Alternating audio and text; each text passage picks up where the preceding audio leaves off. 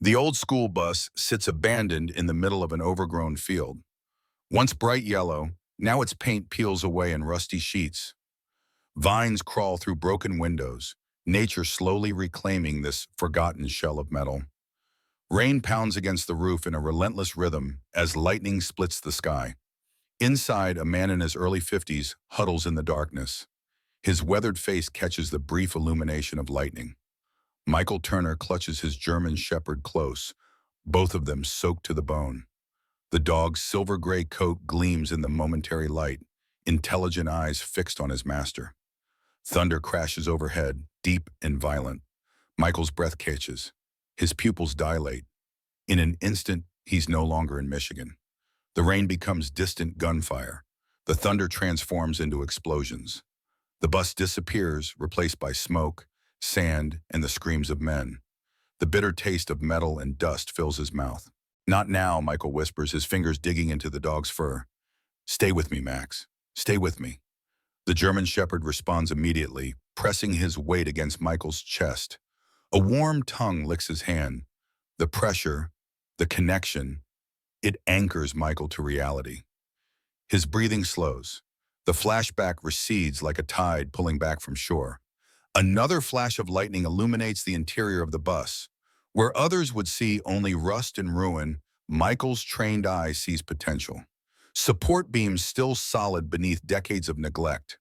Windows that could be replaced. A chassis built to last. In this moment of clarity between thunder and lightning, a small flame ignites in Michael's eyes. Not hope, not yet, but something close to it. Something like purpose. The morning sun streams through half-empty apartment windows. Dust motes dance in the light. A calendar on the wall shows most days exit out with a red circle around today's date. A formal eviction notice sits on the kitchen counter, the government seal stark against white paper. Michael Turner stands at military attention before his bathroom mirror. 52 years old, but his posture remains ramrod straight. His hair, once dark brown, now salted with gray, is still cut high and tight. The face that stares back at him belongs to a man who has seen too much. Lines etched deep around eyes that rarely soften. A thin scar runs along his jawline, a souvenir from his last deployment. He mechanically shaves with practiced precision, the routine a comfort in a world that feels increasingly out of control. A slight tremor in his right hand is the only betrayal of the struggle beneath the disciplined exterior. He compensates with his left, steadying himself as he has learned to do with so many things. Max waits patiently by the bathroom door, never more than 10 feet from Michael. The German shepherd's intelligent eyes track every movement, alert for the subtle signs only he can recognize. The slight rigidity in Michael's shoulders, the almost imperceptible quickening of breath that precedes an episode. A custom service dog vest hangs nearby, though Max isn't wearing it now. The patches on it read, "Service dog, and please do not pet. Working." Michael opens the medicine cabinet. Inside, orange prescription bottles stand in a neat row. Alprazolam for anxiety, sertraline for PTSD, prazosin for the nightmares that wake him screaming. He stares at them, jaw tightening. With a deliberate motion, he closes the cabinet without taking a single pill. "Not today," he tells his reflection. "Need to stay sharp." The apartment is sparse, already half-packed. Cardboard boxes line the walls, labeled in neat block letters. Kitchen, clothes, books. What little furniture remains is government-issue practical. A bed, a table, 2 chairs. A single framed photo sits on the nightstand. Michael in desert camouflage, arm around a younger woman with his same determined chin. Sam, his daughter. Michael's phone rings. The screen shows VA office. His 4th call this week. He answers with military precision. "Turner speaking." The conversation is brief, one-sided, and devastating. More delays, more paperwork, more waiting. Michael's face hardens with each word from the other end. 18 months, sir. Yes, I understand there's a backlog. No, I don't have another address yet. I'll update my file once I'm situated.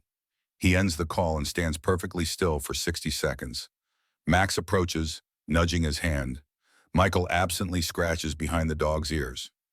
"Looks like we're on our own, boy. The eviction notice on the counter bears tomorrow's date. Michael pulls on a faded army jacket. Its patches removed, but the outline still visible where they once sat. He clips Max's leash to his collar, though he rarely needs it. The dog responds to commands with a precision that would make a drill sergeant proud. Outside, the November air carries the first hint of winter. Michael walks with purpose down the street, past neighbors who nod politely but keep their distance. They've seen his thousand-yard stare, witnessed the time he dove for cover when a car backfired. The neighborhood children have been told not to run up to the nice man with the big dog. The local diner sits on the corner, its windows steamed up against the cold. Inside, the waitress, Diane, her name tag reads, greets Michael with a smile that holds genuine warmth. The usual, Mike? Just coffee today, Diane, thank you. She doesn't ask why, just pours the coffee and slides it across the counter. Her husband was in Desert Storm. She understands the dignity of not asking certain questions.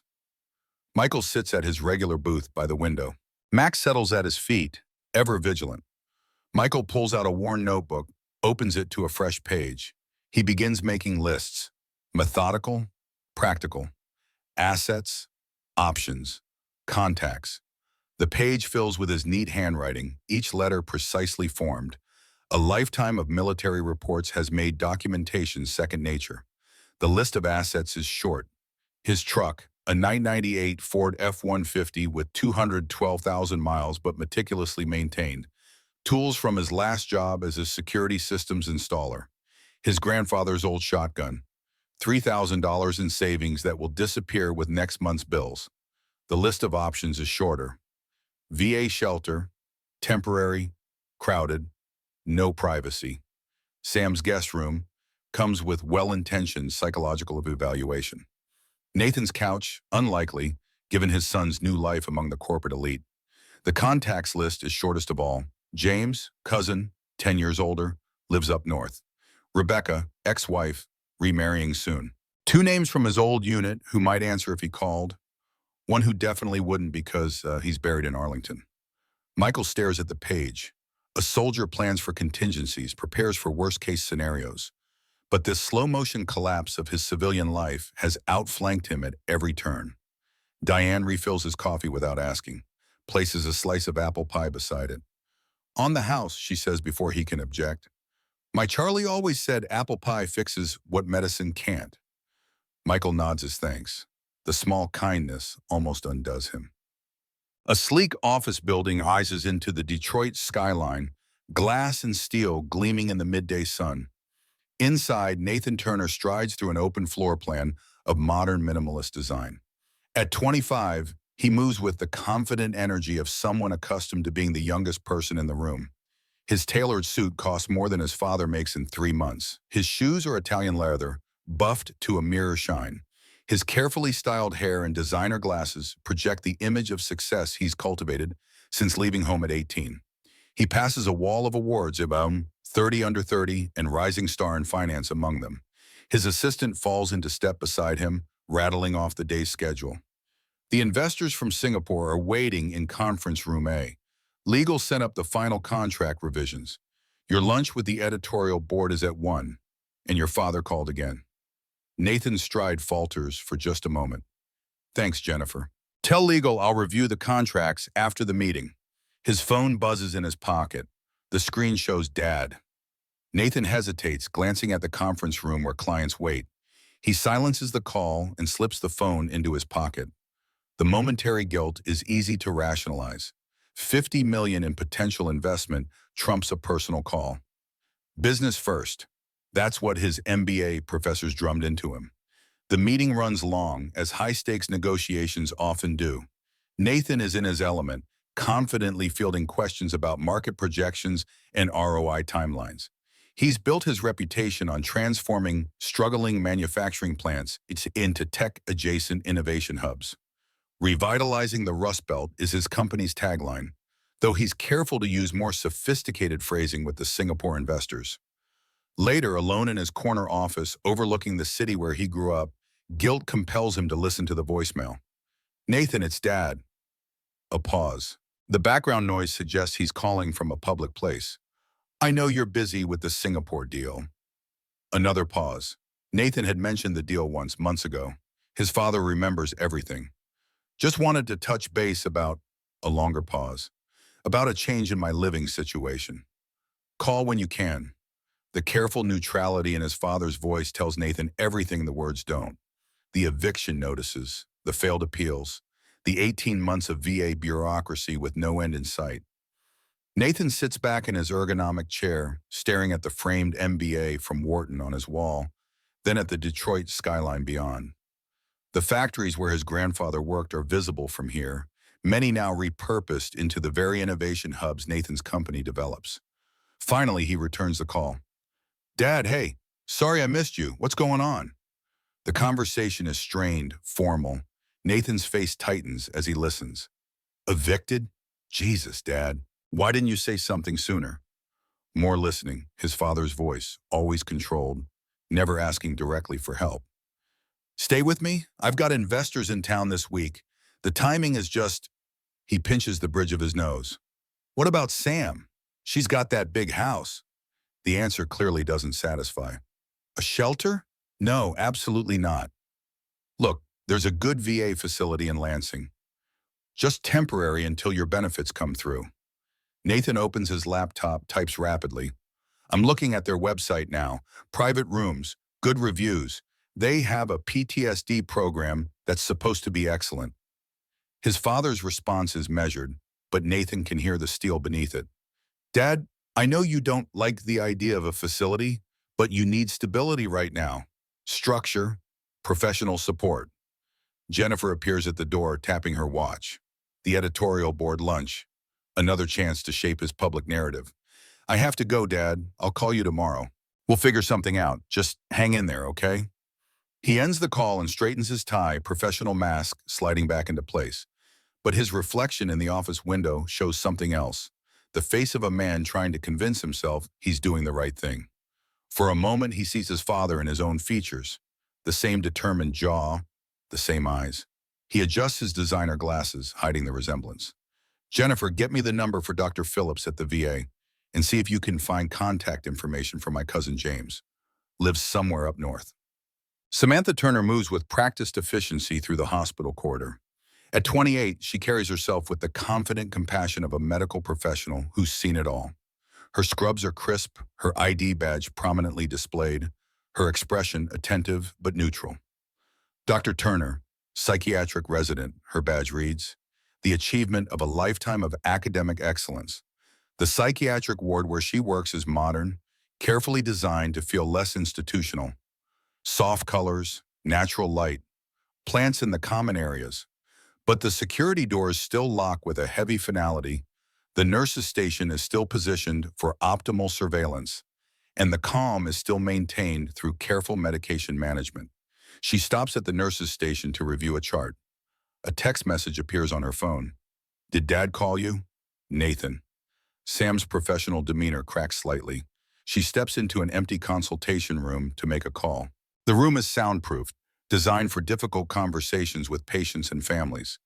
Today it will serve a more personal purpose. Dad, it's Sam. Nathan just texted me. What's going on? As she listens, her clinical detachment wavers. She paces the small room. Tomorrow, they can't do that. There are procedures, appeals. She stops pacing. The doctor in her recognizes the tone in her father's voice. He's not calling for legal advice. He's already accepted the reality of the situation. He's calling to say goodbye. I understand, Dad, I do. But you need stability right now, not... She chooses her words carefully, as she would with a patient in crisis. Not uncertainty. There's an excellent residential treatment program that has openings. I could make a call. The response makes her wince. She's heard it before. The calm, reasoned rejection of help that sounds so rational until you recognize it as the voice of someone drowning who refuses a life preserver. It's not a hospital, Dad. It's a transitional facility. You'd have your own room, regular therapy, medication management. She pulls the phone away briefly, takes a deep breath.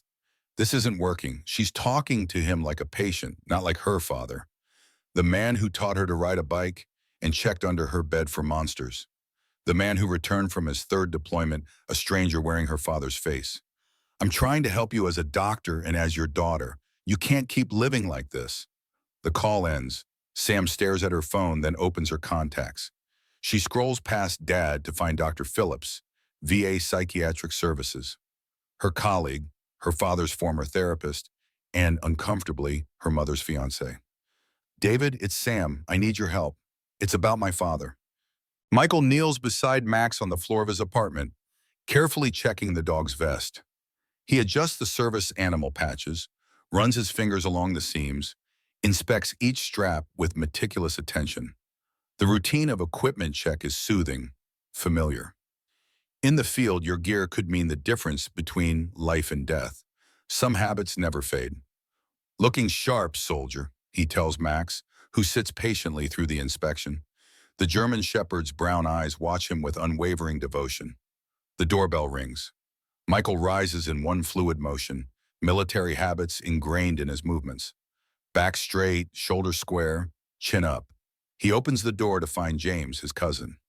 10 years older than Michael, James has the weathered look of a man who's spent his life outdoors.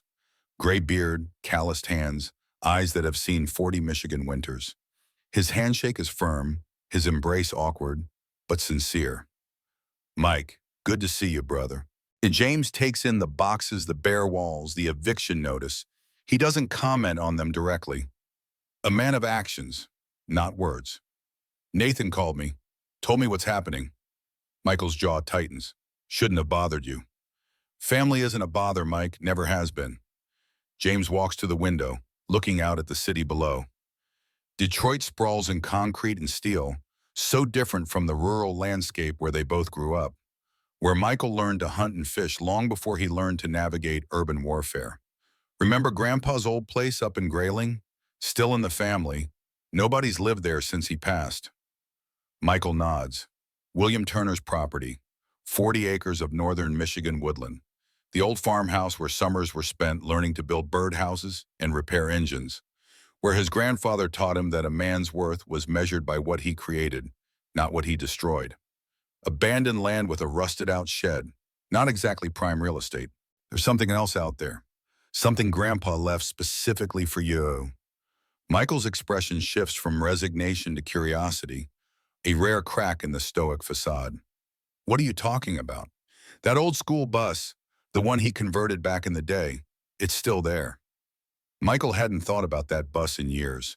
A childhood memory surfaces, climbing aboard a yellow school bus parked behind his grandfather's workshop, the old man's hand on his shoulder.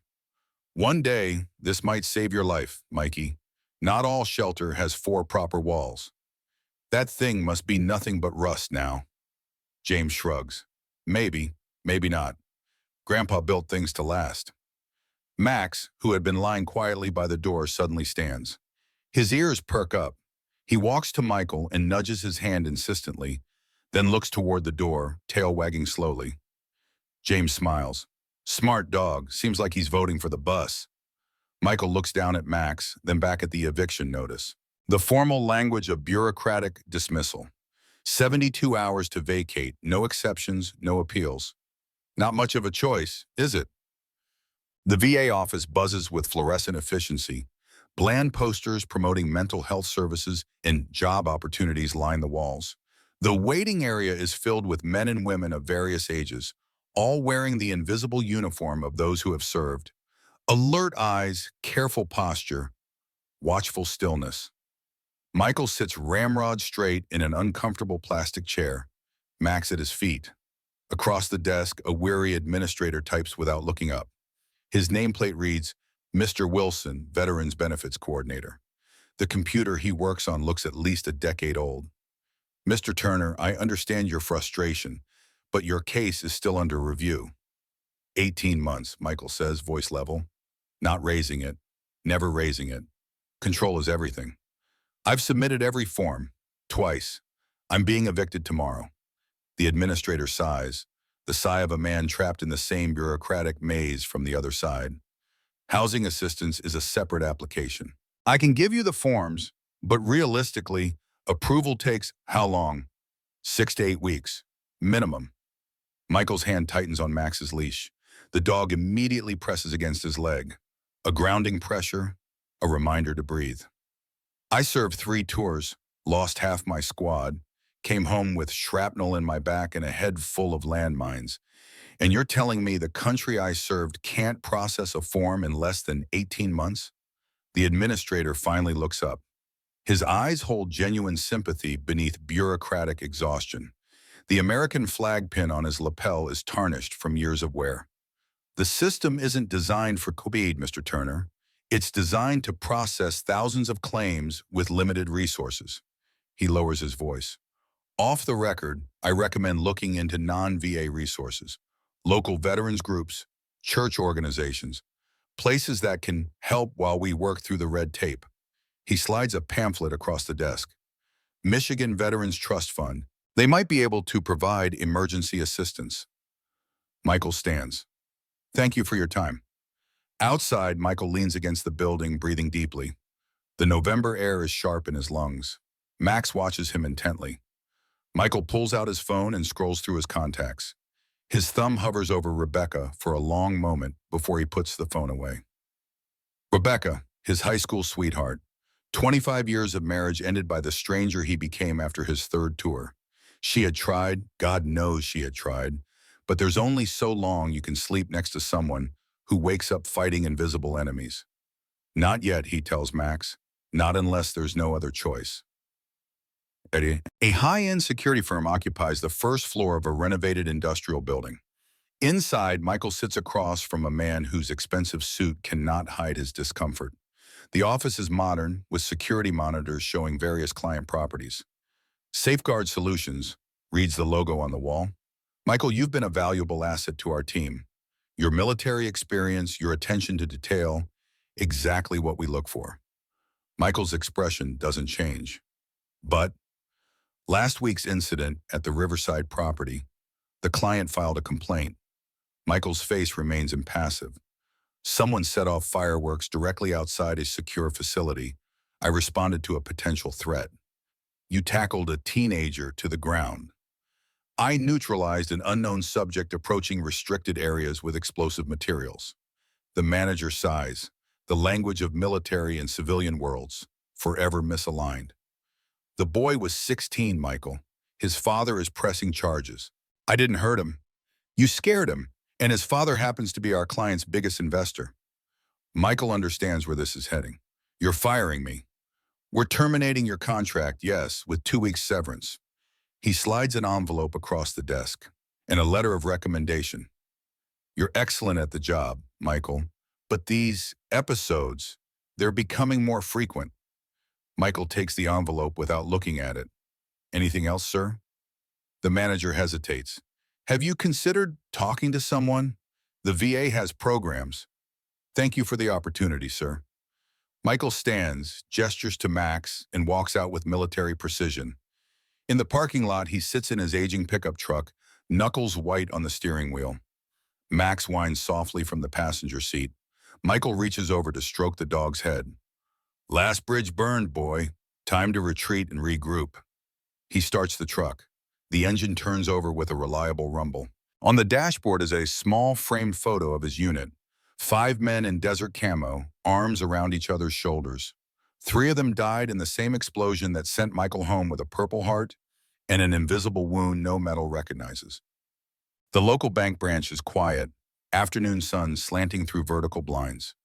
Michael sits across from a loan officer, folders neatly arranged between them. His mortgage payment book, bank statements, VA claim forms, all organized with military precision. Mr. Turner, I understand your situation, but without steady employment or collateral, there's simply no way we can approve an extension. Michael leans forward. I have disability pending with the VA. Once it's approved, pending doesn't help us, Mr. Turner. We need concrete assets or income. The loan officer's voice is professionally sympathetic but firm. Your account has been in arrears for 3 months already. We've been more than accommodating. Outside the glass-walled office, a security guard drops a heavy ring of keys. The metallic clatter echoes through the bank. Michael flinches violently, half rising from his chair. His breathing accelerates. Sweat beads on his forehead. For a split second, the bank disappears, replaced by dust and heat and the smell of burning metal. Max is instantly alert, pressing his weight against Michael's legs. The dog makes a soft whining sound, licking Michael's hand. The cold nose, the warm tongue, sensory inputs that pull Michael back to the present. The loan officer's expression shifts from professional sympathy to unease. "Are you all right, Mr. Turner?" Michael forces himself to sit down. "Fine, just startled." The loan officer watches Max settling Michael, notices the service dog vest. His eyes widen slightly in understanding. "I see." He clears his throat. "As I was saying, without current income—" "I understand." Michael gathers his papers with military precision. "Thank you for your time."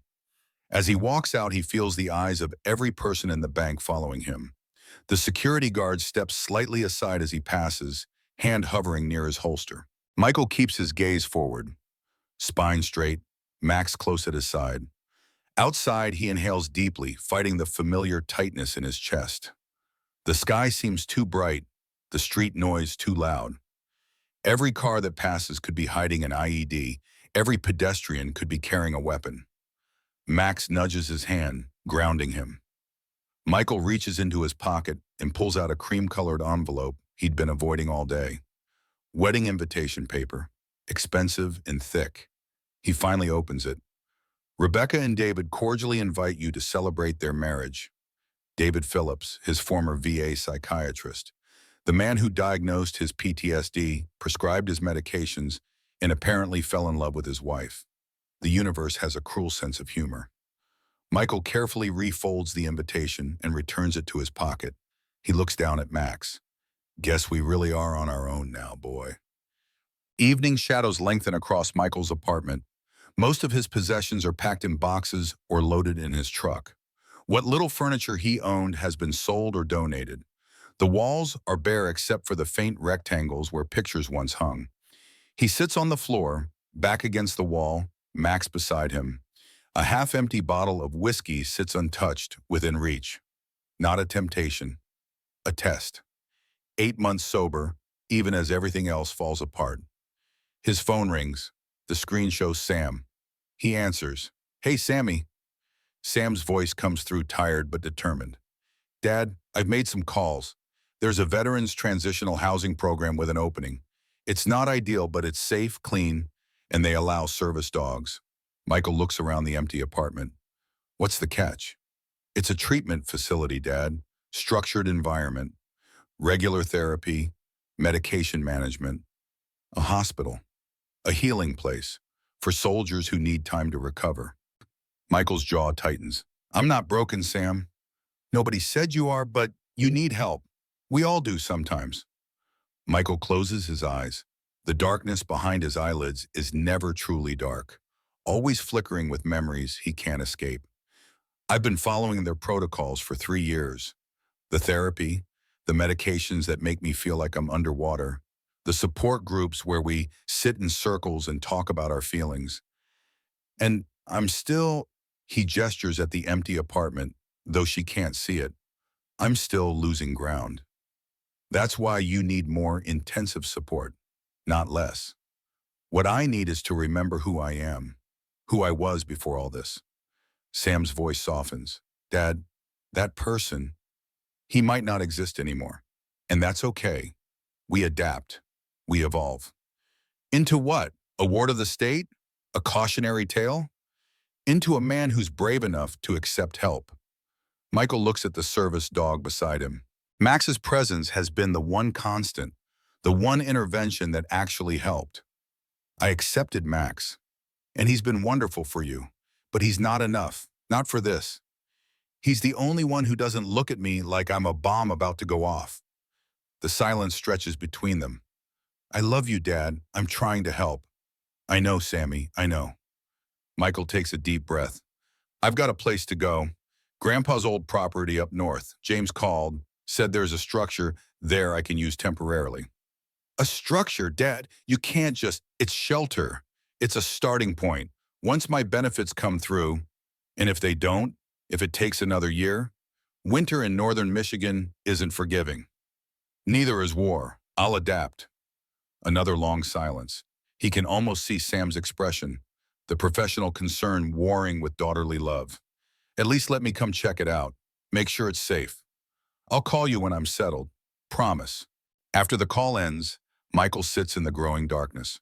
The whiskey bottle remains untouched. His grandfather's voice echoes in his memory. The true test of sobriety isn't avoiding temptation. It's facing it and choosing differently. He pulls out a notebook and pen, starts to write. To whoever finds this, Max suddenly growls, a sound Michael has rarely heard from the gentle dog. Before Michael can react, Max lunges forward, snatching the paper from his hand. The German Shepherd retreats to the corner, paper gripped firmly but gently in his mouth. Michael stares in shock. Max, drop it. Max whines but doesn't release the paper. Max, now. The dog's intelligent eyes hold his, defiant for the first time since Michael has known him. Slowly, Michael realizes what he was writing, what he was contemplating. Damn it, his voice breaks. Damn it all. He crawls across the floor, wraps his arms around the dog's neck. Max finally releases the paper, instead licking Michael's face as the veteran's shoulders begin to shake. Good boy, Michael whispers. Good soldier. Best damn battle buddy I ever had. Outside, the city lights flicker on one by one as darkness claims the day. But inside the empty apartment, a man and his dog forge a silent pact to face another dawn. Siam. Dawn breaks over the apartment complex. The sky shifts from black to deep blue to the pale gray of early morning. Michael loads the last box into his pickup truck. The truck is old but meticulously maintained, much like Michael himself. Ford F-150, American-made, reliable. The bed is covered with a weatherproof tarp, securing all his remaining possessions. The superintendent watches from the doorway, clipboard in hand, waiting to collect the keys. Not unkind, just doing his job. Michael gives him a crisp nod. Max jumps into the passenger seat, taking his customary position. The German Shepherd's silver-gray coat catches the first rays of sunlight. Michael looks up at the apartment building one last time, then climbs into the driver's seat. He places his folded eviction notice in the glove compartment, alongside the wedding invitation and a thick manila envelope stamped, Department of Veterans Affairs, Claim and Process. The truck pulls away from the curb just as the city is waking. Michael drives through Detroit's morning traffic, past the skyscrapers and construction, through suburbs and into countryside. With each mile, the landscape transforms. Concrete gives way to fields. Billboards thin out, replaced by trees. The highways narrow to state routes, then to county roads. The radio remains off. Michael prefers silence these days. Too many sounds trigger memories he'd rather keep buried. Max watches the world pass through the window, alert but calm. The miles roll beneath the tires. Michael's hands remain steady on the wheel, eyes constantly scanning the road ahead, checking mirrors, monitoring the shoulder for potential threats. Hypervigilance. The therapists have a name for everything. But what they call a symptom was once a survival skill that kept his unit alive. Near midday, Michael turns onto a gravel road that winds through dense forest. The truck bounces over ruts and potholes, branches occasionally scraping against the sides. The road hasn't been maintained in years, growing narrower with each passing mile. Finally, the trees open up to reveal a clearing, an overgrown field surrounding the dilapidated remains of what was once a farmhouse. William Turner's homestead, 3 generations of family history slowly returning to the earth. Michael parks and steps out. The silence here is different from the city, deeper, filled with the subtle sounds of nature rather than the absence of noise. Wind through pine needles, distant bird song, the rustle of small animals in underbrush. Max jumps down and immediately begins exploring, nose to the ground, tail raised in curiosity rather than alert. Been a long time, Michael tells the ruins of his grandfather's home. Hope you saved some shelter for us, old man. He walks around the collapsed structure, assessing with a soldier's eye. The main house is beyond salvation, roof caved in, walls crumbling. Nature has reclaimed what man abandoned. A small shed stands nearby, more intact but too small to live in. Behind it all, barely visible through years of overgrowth, sits the shape Michael came to find, the school bus. Once bright yellow, now a tapestry of rust and faded paint. Windows broken or missing entirely. Vines crawl up the sides and through the empty frames, nature slowly reclaiming the man-made intrusion. To most eyes, it would look like junk, ready for the scrapyard. But Michael sees the solid frame beneath the decay, the sturdy chassis, the potential.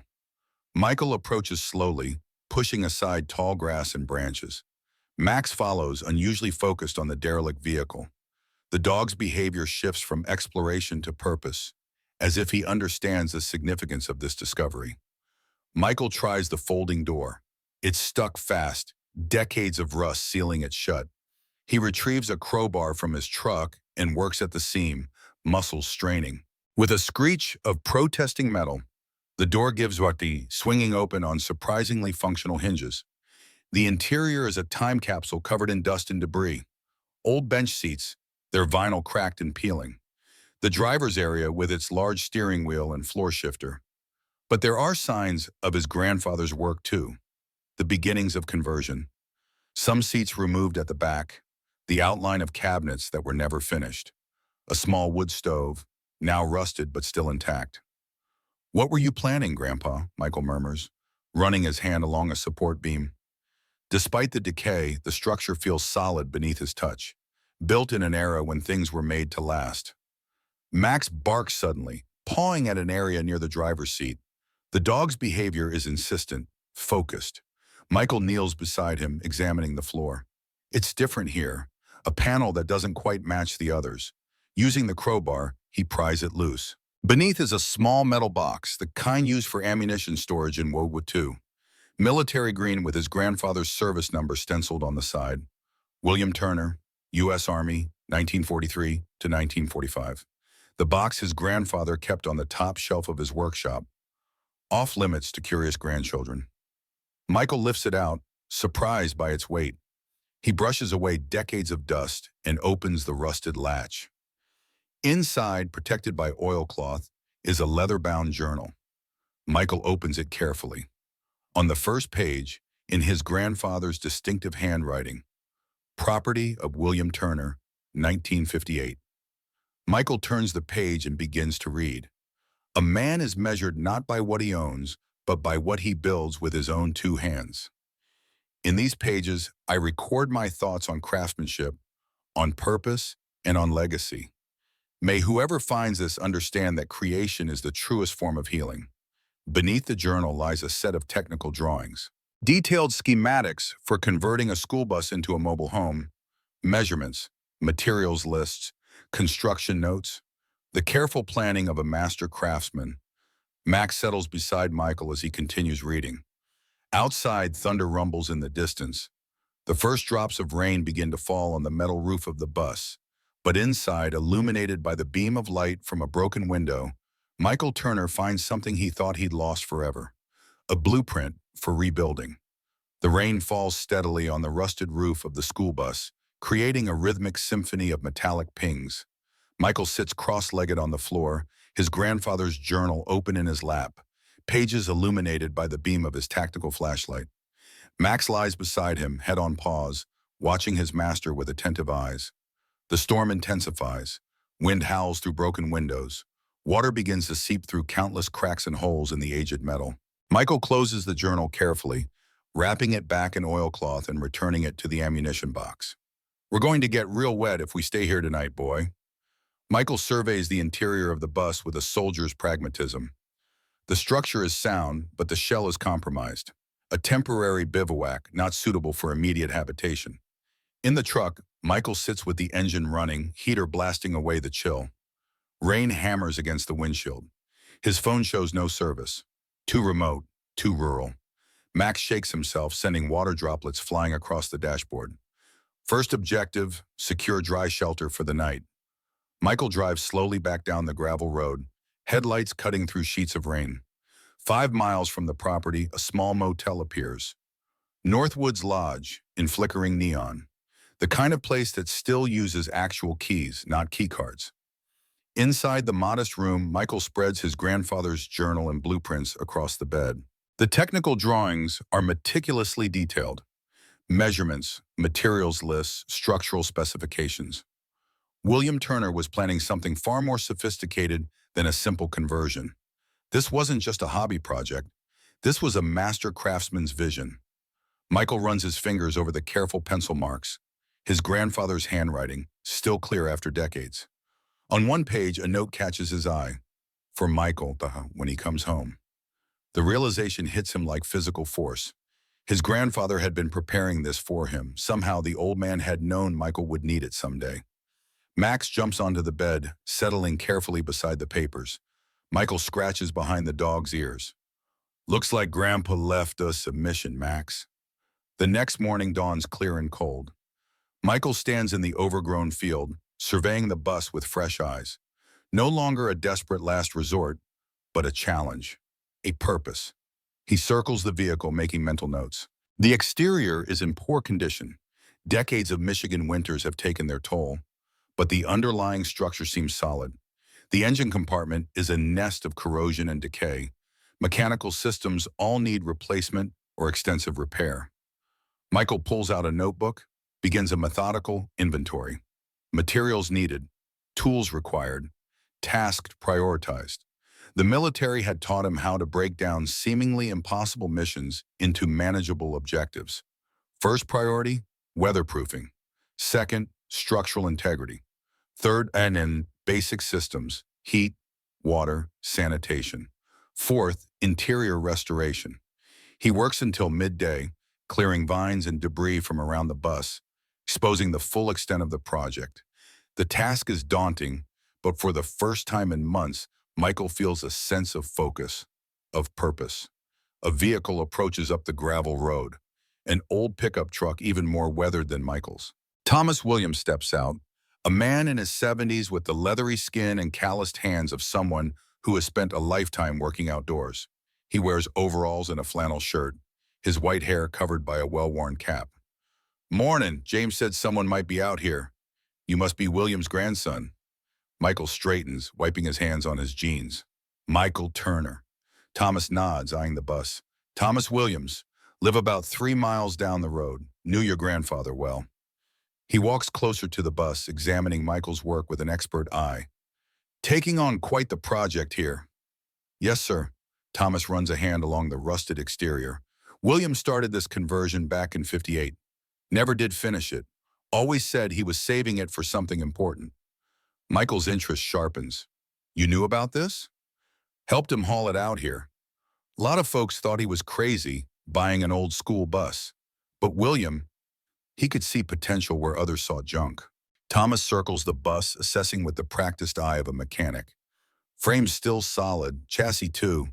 Engine's probably shot to hell, though." "I was thinking the same." Thomas nods, a glimmer of approval in his weathered face. "Got an engine hoist in my barn. Might help with that."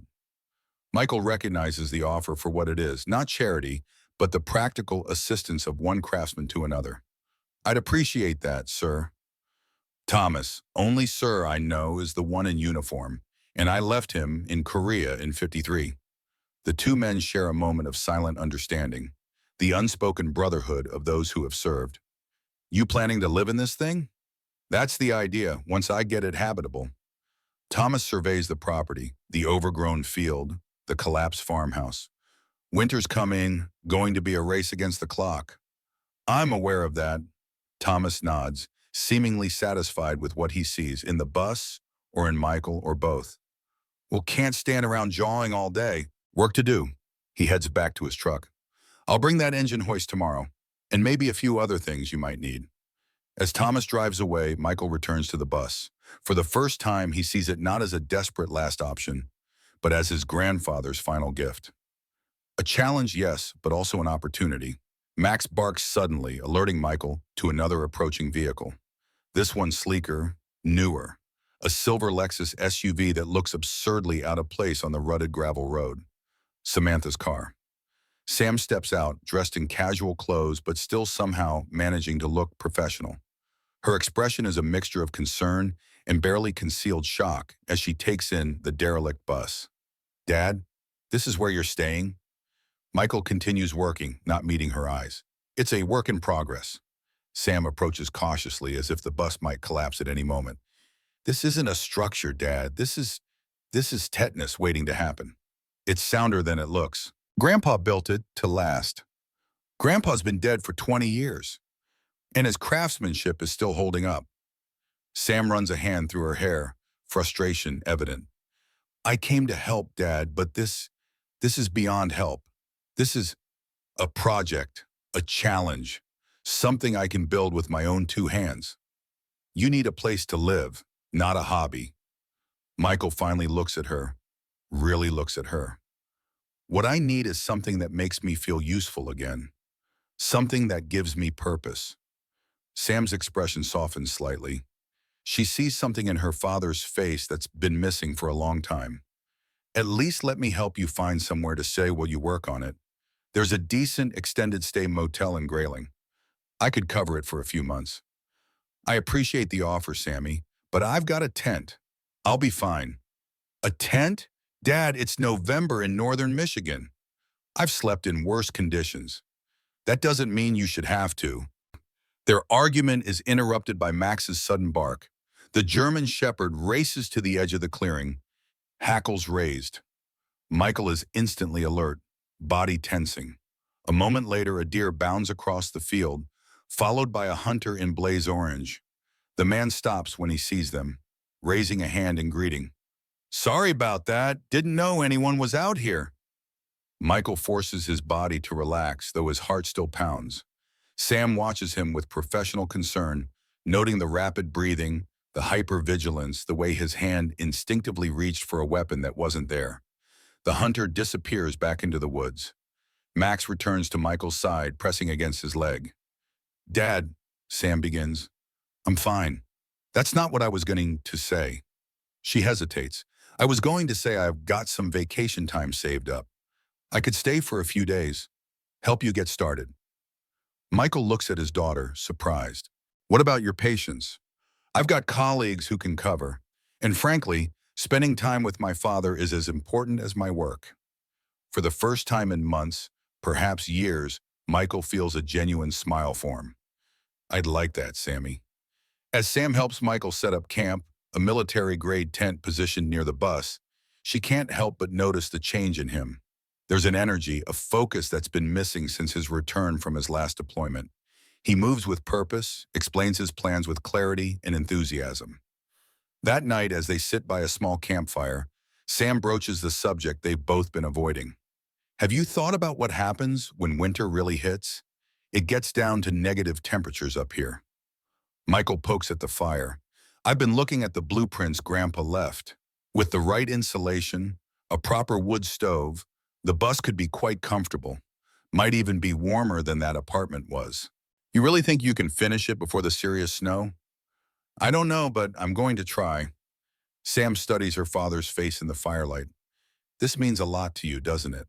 Not just having shelter, but building it yourself. Michael nods slowly. In the service, I was good at something. I had skills that mattered. Since coming home, he trails off. Everything I try to do in the civilian world, I seem to fail at. But this is something I understand. Creation instead of destruction.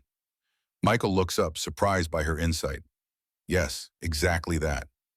They sit in companionable silence for a while. Then Sam says quietly, Mom asks about you. She worries. Michael stares into the flames. Rebecca made her choice. She deserves to be happy. She feels guilty about David. She shouldn't. He's a good man. Better for her than I was. That's not true, Dad. It is, and you know it. I came back different. She needed more than I could give. Sam wants to argue, but can't find the words. Instead, she says, Nathan's been asking about you too. Michael's expression hardens slightly. Nathan has his own life now, his own priorities. He cares, Dad, in his own way. His way involves putting me in a facility where I won't embarrass him in front of his investors. That's not fair, isn't it? When was the last time he visited? When was the last time he called just to talk, not to try to solve the problem that is his father? Sam has no answer for that. Instead, she changes the subject. Tell me more about these blueprints Grandpa left. What exactly was he planning? Michael's face lights up again as he explains the technical details of the conversion. For the first time in years, Sam sees glimpses of the father she remembers from childhood. Passionate, knowledgeable, engaged. Whatever this project is doing for him, it's more effective than any therapy she's seen him try. Later, as Sam settles into her sleeping bag, she hears her father outside, talking softly to Max, the low, gentle tone he reserves only for the dog. She pulls out her phone, hesitates, then texts her brother. Dad's really doing this. The bus thing. And honestly, I think it might be good for him. The next morning, Thomas returns as promised, his truck loaded with tools and supplies. He brings not just the engine hoist, but a generator, a welding rig, and various other equipment. Figured you might need these, he says gruffly. Just gathering dust in my barn anyway. Sam watches as the two men unload the truck, noting the easy rapport that develops between them. Thomas doesn't ask unnecessary questions, doesn't comment on Michael's occasional startled response to loud noises.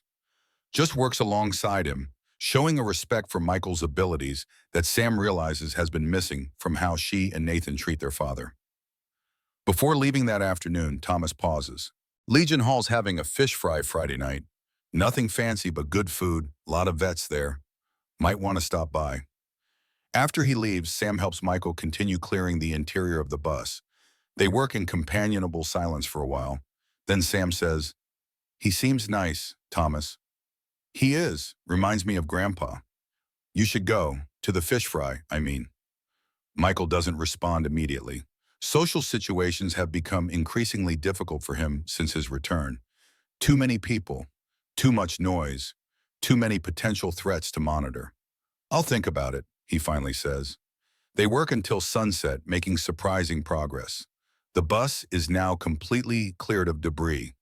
The worst of the rust has been scraped away, revealing solid metal beneath. Tomorrow they'll begin actual repairs. That night, the temperature drops sharply. Their breath forms clouds in the cold air. Michael insists Sam take the tent while he sleeps in his truck with Max. Around midnight, a nightmare jolts him awake. He sits up, gasping, disoriented. Max immediately presses against him, grounding him back to reality. Michael steps out of the truck, needing fresh air. The night is crystal clear, stars blazing overhead in a way they never do in the city. He breathes deeply, letting the cold fill his lungs, chase away the lingering images of the dream. He notices a light in the tent. Sam is awake, probably heard him. But she doesn't emerge, doesn't ask if he's okay. She's learning to give him space, to not treat every episode as a crisis requiring intervention. He's grateful for that. The next 2 days follow a similar pattern. Hard physical work during daylight hours. Progress that exceeds expectations. Sam's presence is both a comfort and occasionally a source of tension. Her professional training, sometimes at odds with what Michael needs from his daughter. On the third day, a new vehicle approaches. An expensive black pickup truck that screams, "City vehicle, never seen actual work." Nathan. He steps out looking utterly out of place in designer jeans and a cashmere sweater. His expression as he surveys the scene is one of barely concealed horror. "Jesus, Dad. When Sam said you were fixing up a bus, I thought she meant something from this century." Michael continues working, not looking up. "Hello, Nathan." Sam emerges from the bus, wiping her hands on a rag. "Nate, you made it." "Had to reschedule 3 meetings, but yeah." Nathan approaches cautiously, eyeing the bus as if it might collapse at any moment. "This is quite the project." "It's going well," Sam says, a bit too brightly. "We've made real progress." Nathan looks skeptical. "How long before it's actually livable?" "That depends," Michael says, still focused on his work. "On what?" "On how many more questions I have to answer instead of getting work done." Sam intervenes quickly. "Nate, why don't you help me gather firewood? Dad's in the middle of something important." As they walk toward the woods, Nathan whispers urgently, "This is insane, Sam. He can't possibly think he's going to live in that tetanus trap. It's not as bad as it looks. The structure is actually quite sound." "Sound? It's a rusted-out school bus from the 1950s. And Grandpa was converting it. Dad found the blueprints." "Great, so he's following 60-year-old plans left by a man who thought the communists were coming to take his guns." "That's not fair, Nate. Grandpa was brilliant with his hands, you know that." Nathan runs a hand through his carefully styled hair. "Even if, by some miracle, he makes it habitable, what then? He's going to live like a hermit in the woods?" That's your professional recommendation, Turner? Sam bristles at his tone. My professional observation is that he's shown more focus, more purpose, and more positive engagement in the last 3 days than in the last 3 years of traditional therapy. So we're just enabling this fantasy that he can drop out of society and play wilderness survivor. We're supporting his autonomy and his right to find his own path to healing. Their argument, though hushed, carries back to the clearing. Michael hears every word, his jaw tightening with each exchange. Max whines softly, sensing his distress. When Sam and Nathan return with armloads of wood, Michael is methodically organizing tools. His movements are precise, controlled, too controlled. Sam recognizes the signs of him withdrawing emotionally. Dad, Nate's brought some supplies, food, propane, other essentials. Michael nods curtly. Thank you. And I've been thinking, Nathan says, clearly trying to sound upbeat. There's a great veterans housing development near Detroit, modern apartments, supportive community, employment assistance. I could make some calls, pull some strings. No. Dad, at least consider it. Winter's coming. This project could take months. And even if you finish it, living out here alone isn't practical. There's no electricity, no running water. I said no. Why are you being so stubborn about this? We're trying to help. Michael finally looks up, his eyes hard. I don't need your kind of help, Nathan. I don't need to be fixed or managed or hidden away where I won't embarrass you in front of your investors. Nathan recoils as if slapped. That's not what this is about. Isn't it? When was the last time you called just to talk? When was the last time you visited without an agenda, without a solution to the problem that is your father? That's not fair. Life isn't fair. You learn that pretty quickly when you're watching your friends die while politicians debate whether your sacrifice was worthwhile. The silence that follows is deafening. Sam looks between her, father and brother, at a loss for words. Nathan's face flushes with anger and hurt. Fine, he says finally. Do it your way, but don't expect me to pick up the pieces when this fails. I've got my own life to live. I never asked you to fix me, Nathan. I just asked you to be my son. Nathan turns and walks back to his truck. He opens the tailgate, unloads the supplies he brought, then drives away without another word. Sam stands awkwardly, caught between her father and brother. He means well, Dad. So does everyone. So did the VA. So did the doctors who prescribed pills that made me a zombie. Good intentions pave a lot of roads, Sammy. That night, the atmosphere in camp is tense. Sam tries several times to engage Michael in conversation, but his responses are monosyllabic. He's retreated to that unreachable place she's come to dread. In the morning, Sam finds a note pinned to her tent. Gone into town for supplies, back by noon. Dad. When Michael returns, he's driving not just his truck, but towing an old camper trailer behind it. It's small, dated, but appears to be in reasonable condition. Where did you get that? Sam asks, amazed. Thomas said his brother-in-law was looking to get rid of it. I traded some work on his tractor. That's great, Dad. Much better than the tent, especially with the weather turning. Michael nods, already unhitching the trailer. It means you can go back to work. I know you've got patients who need you. Sam hesitates. Are you sure? I can stay a few more days. I'm sure you've done enough, Sammy. More than enough. They position the trailer near the bus, level it, and hook it up to Thomas's generator. By evening, Michael has a functional, if basic, living space. Bed, small kitchen, toilet, even a tiny shower. As Sam prepares to leave the next morning, she hugs her father tightly. Promise me you'll call every few days, just to check in. I promise. And you'll come to Thanksgiving? Mom's hosting this year. She specifically asked me to invite you. Michael stiffens slightly. We'll see. Dad, she wants you there. So do I. So does Nate, even if he's being a jerk right now. I said, we'll see, Sammy. That's the best I can do. Sam drives away with mixed emotions. Professional concern wars with daughterly hope. She's seen positive changes in her father these past few days, but she's also witnessed his continued struggles. The nightmares, the hypervigilance, the emotional withdrawal when triggered. As her car disappears down the gravel road, Michael turns to Max. Just us again, boy. The German shepherd wags his tail, seemingly content with this arrangement. Michael returns to work on the bus with renewed determination. The physical labor is therapeutic, requiring total concentration. When he's focused on solving a mechanical problem or executing a precise cut, there's no room in his mind for the memories that normally haunt him. Days blend into a routine, mornings spent on structural repairs, afternoons on systems planning, how to incorporate water, electricity, heat, evenings studying his grandfather's journal and in blueprints. He sleeps better than he has in years, exhausted from physical labor rather than emotional battles. Friday arrives, the night of the Legion Hall fish fry Thomas mentioned. Michael debates with himself all day. The thought of a crowded, noisy room fills him with dread. But the isolation is beginning to wear on him too. Finally, he showers in the tiny camper bathroom, puts on his cleanest clothes, and loads Max into the truck. The American Legion Hall is a simple building on the outskirts of Grayling. Cars fill the gravel parking lot. Michael sits in his truck for 10 minutes, gathering courage. Max whines softly, sensing his anxiety. I know, boy. It's just dinner.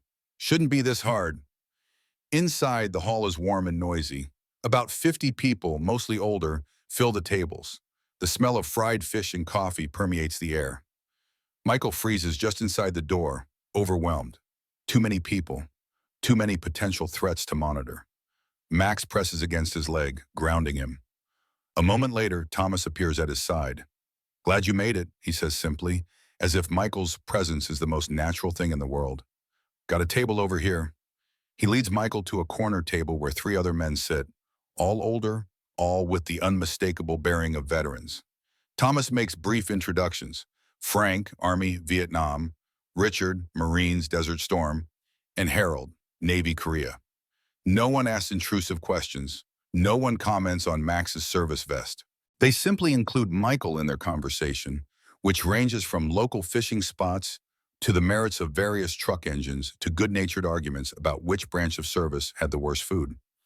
Gradually, Michael feels himself relaxing. These men understand without being told.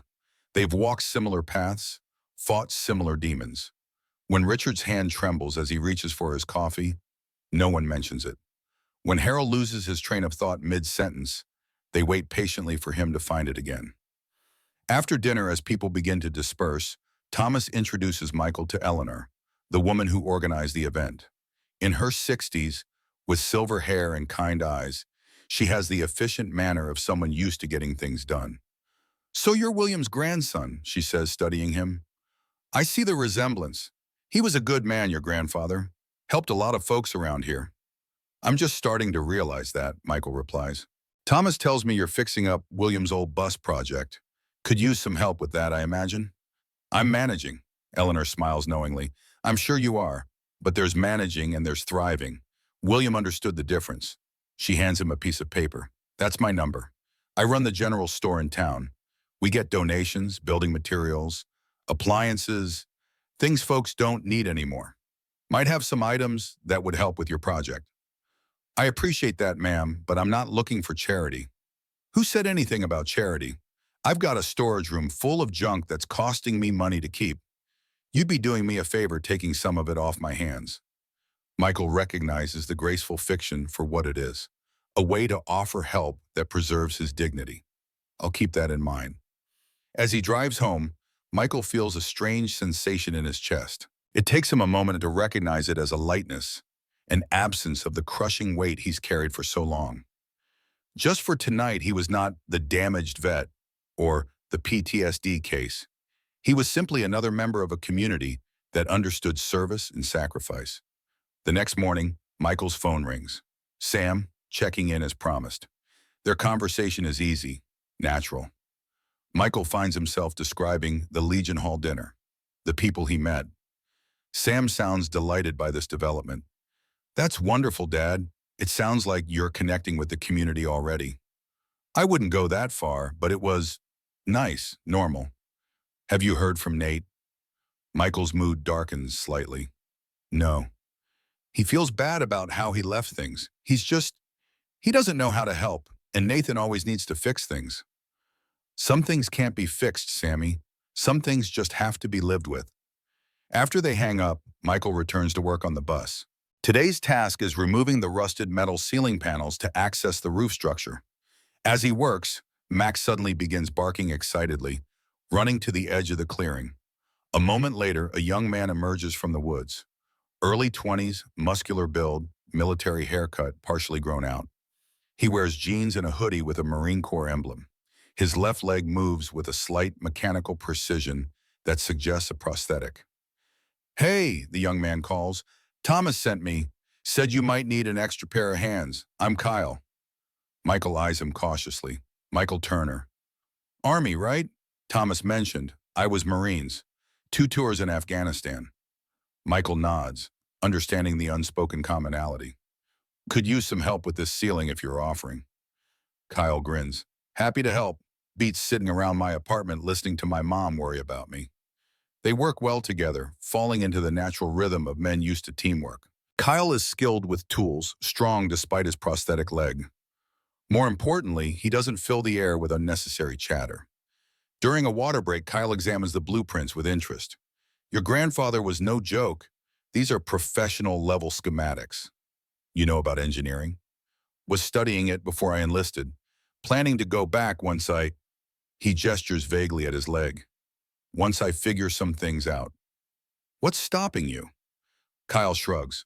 "Hard to focus. Hard to be around people who think their calculus midterm is the biggest crisis in the world." He doesn't elaborate further, but Michael understands. "You're welcome to help here. If you want, could use someone who understands these blueprints better than I do." Kyle's face lights up. "Really? That would be awesome, man. I mean, if you're sure I wouldn't be in the way." Far from it. As they return to work, Michael feels a sense of rightness. Helping Kyle might be as therapeutic as Kyle helping him. A mutual exchange rather than the one-sided treatment he's been subjected to for years. The next few days establish a new routine. Kyle arrives each morning bringing coffee and sometimes donuts from the bakery in town. They work steadily on the bus, making remarkable progress. The roof is now watertight. The windows have been removed, frames repaired, ready for new glass. The floor has been reinforced where needed.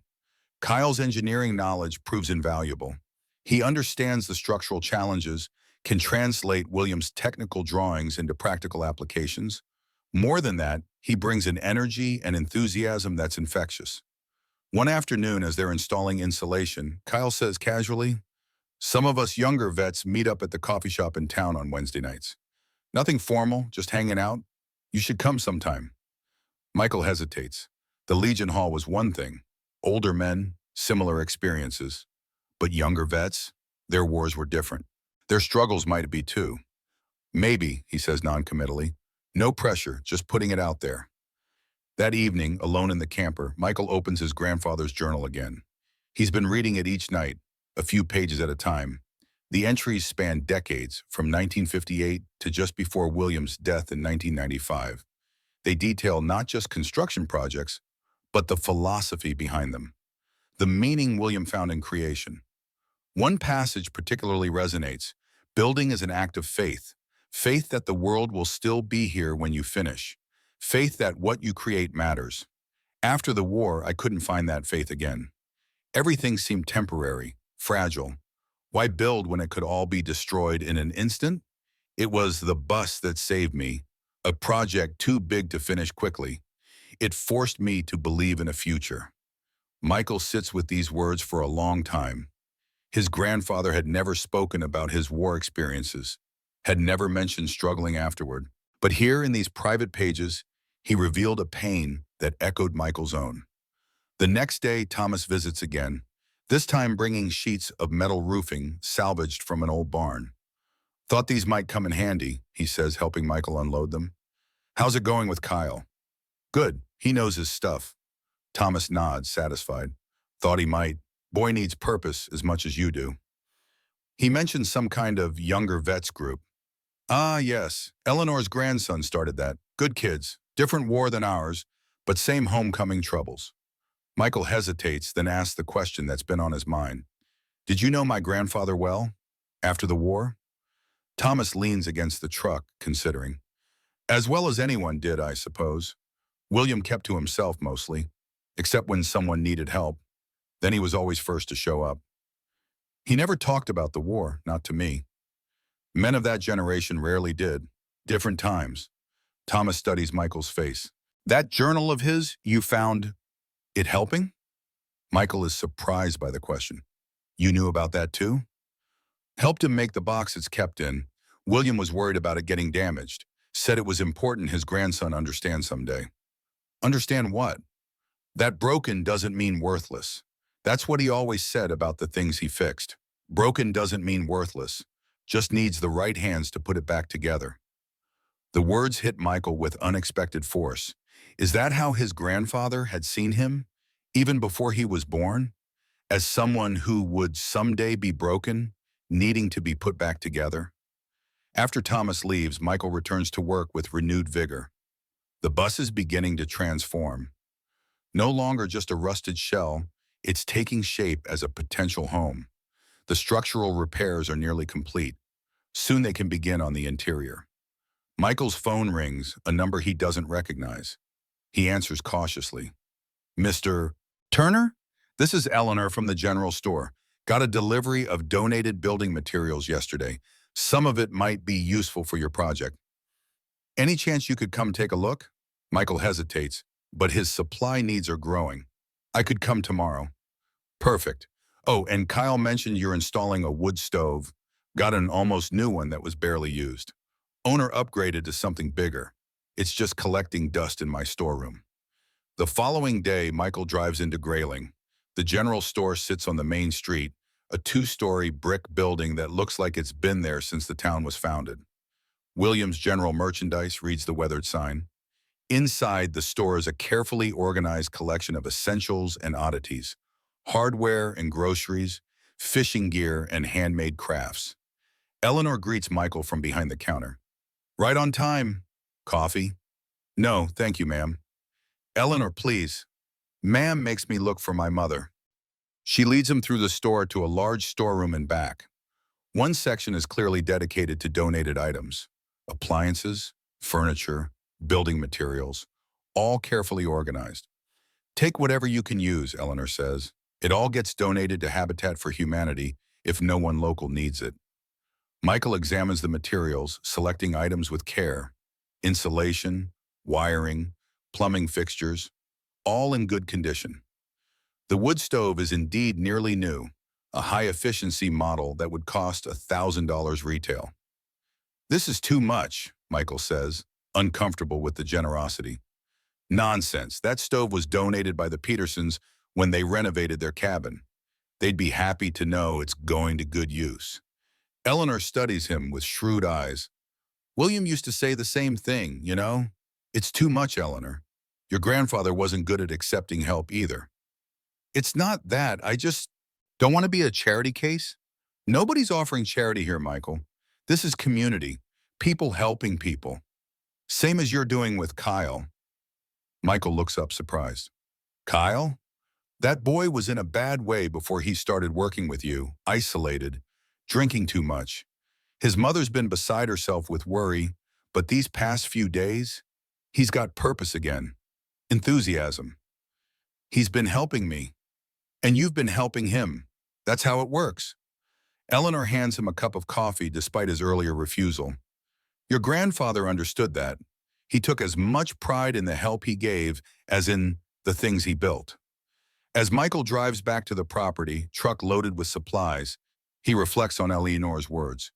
The idea of community, of interconnected support rather than one-sided assistance, resonates with him in a way professional help never has.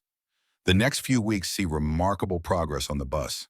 With Kyle's engineering knowledge, Thomas's mechanical expertise, and the materials from Eleanor's store, the conversion advances rapidly. The exterior is now fully sealed against the elements. New windows are installed. A proper wood stove is connected to a chimney. Solar panels, donated by a local environmental group, provide basic electricity.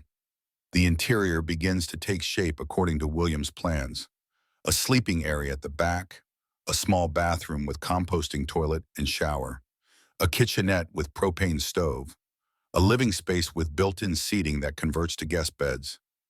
Michael works from dawn to dusk, stopping only when darkness makes it impossible to continue. The physical exhaustion keeps the nightmares at bay. The focus required for precise craftsmanship leaves no room for intrusive memories. Kyle becomes a regular presence, coming most days after his physical therapy appointments. He brings not just his engineering skills, but a youthful energy that lightens the atmosphere. He talks about his plans to return to school, his design ideas, his dreams of creating accessible housing for disabled veterans. Michael finds himself increasingly comfortable with the young Marine. There's an understanding between them that transcends the differences in their ages and experiences. Both know what it means to leave part of yourself on a battlefield. Both understand the struggle to reclaim a life afterward. One Wednesday, Kyle brings up the younger vets group again. Meeting tonight at Riverbend Coffee, just casual hanging out. Some of the guys are really interested in your bus project. I might have shown them some pictures. Michael hesitates, but something in the young man's hopeful expression decides him. What time? The coffee shop is modern but comfortable, with mismatched furniture and local art on the walls. 6 men and 2 women, all in their 20s or early 30s, occupy a corner section. Kyle makes introductions. Army, Marines, Air Force, different deployments, but similar homecoming experiences. To Michael's surprise, the evening passes pleasantly. The younger vets treat him with respect, but not deference. They ask about the bus project with genuine interest.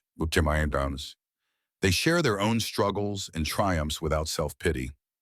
There's an authenticity to their interaction that Michael finds refreshing after years of therapy groups where everything feels forced and clinical. As November turns to December, the first serious snow falls. The bus, now insulated and heated, remains warm and dry inside. Michael has moved from the camper to the bus, setting up a temporary bed while he continues working on the built-in furniture. One morning, as Michael is crafting cabinet doors from reclaimed wood, Max suddenly becomes alert. A moment later, the sound of an approaching vehicle reaches Michael's ears. Not Thomas's truck or Kyle's motorcycle. Something sleeker, quieter. A silver Lexus SUV appears through the falling snow. Sam has returned. She steps out, wrapped in an expensive winter coat, her expression a mixture of determination and apprehension. Dad, you haven't been answering your phone. Michael realizes he hasn't charged his phone in days, too absorbed in his work. Sorry, Sammy, been busy.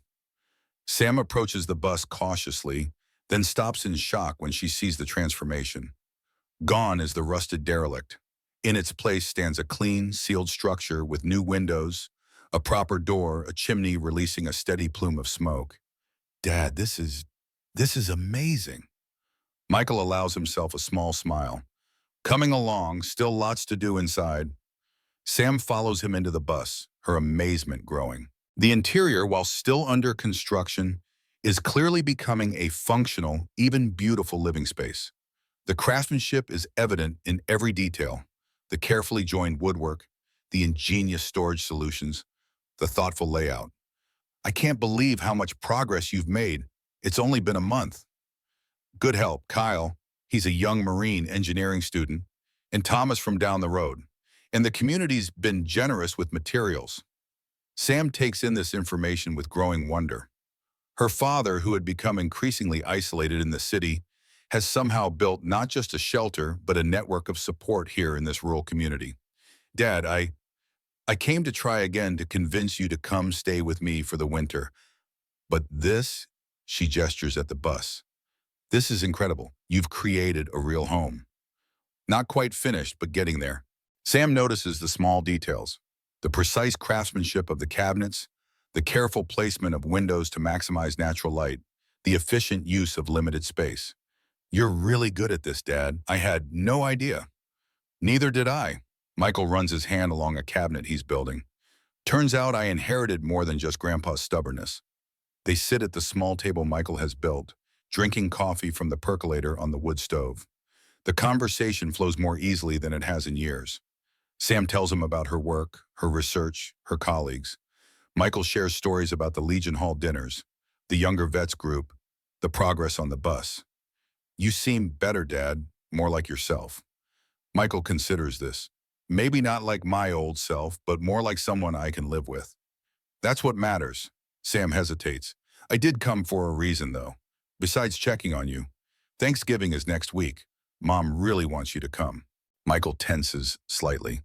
I don't think that's a good idea, Sammy. Rebecca and David are both adults who have specifically asked me to convince you to join us. Mom says it's not right for family to be apart on Thanksgiving. And David, he respects you, Dad. He always has. It would be awkward. Life is awkward. Doesn't mean we stop showing up for it. Michael looks around at the bus, his project, his sanctuary. I've got so much work to do here. One day, Dad, that's all we're asking. Drive down Thursday morning, come back Friday if you want. The thought of leaving his sanctuary, of facing not just Rebecca and David, but potentially Nathan too, fills Michael with dread. But he sees the hope in Sam's eyes, the genuine desire to have her family together, however imperfect. I'll think about it. Sam smiles, knowing this is as close to a yes as she's likely to get. That's all I'm asking.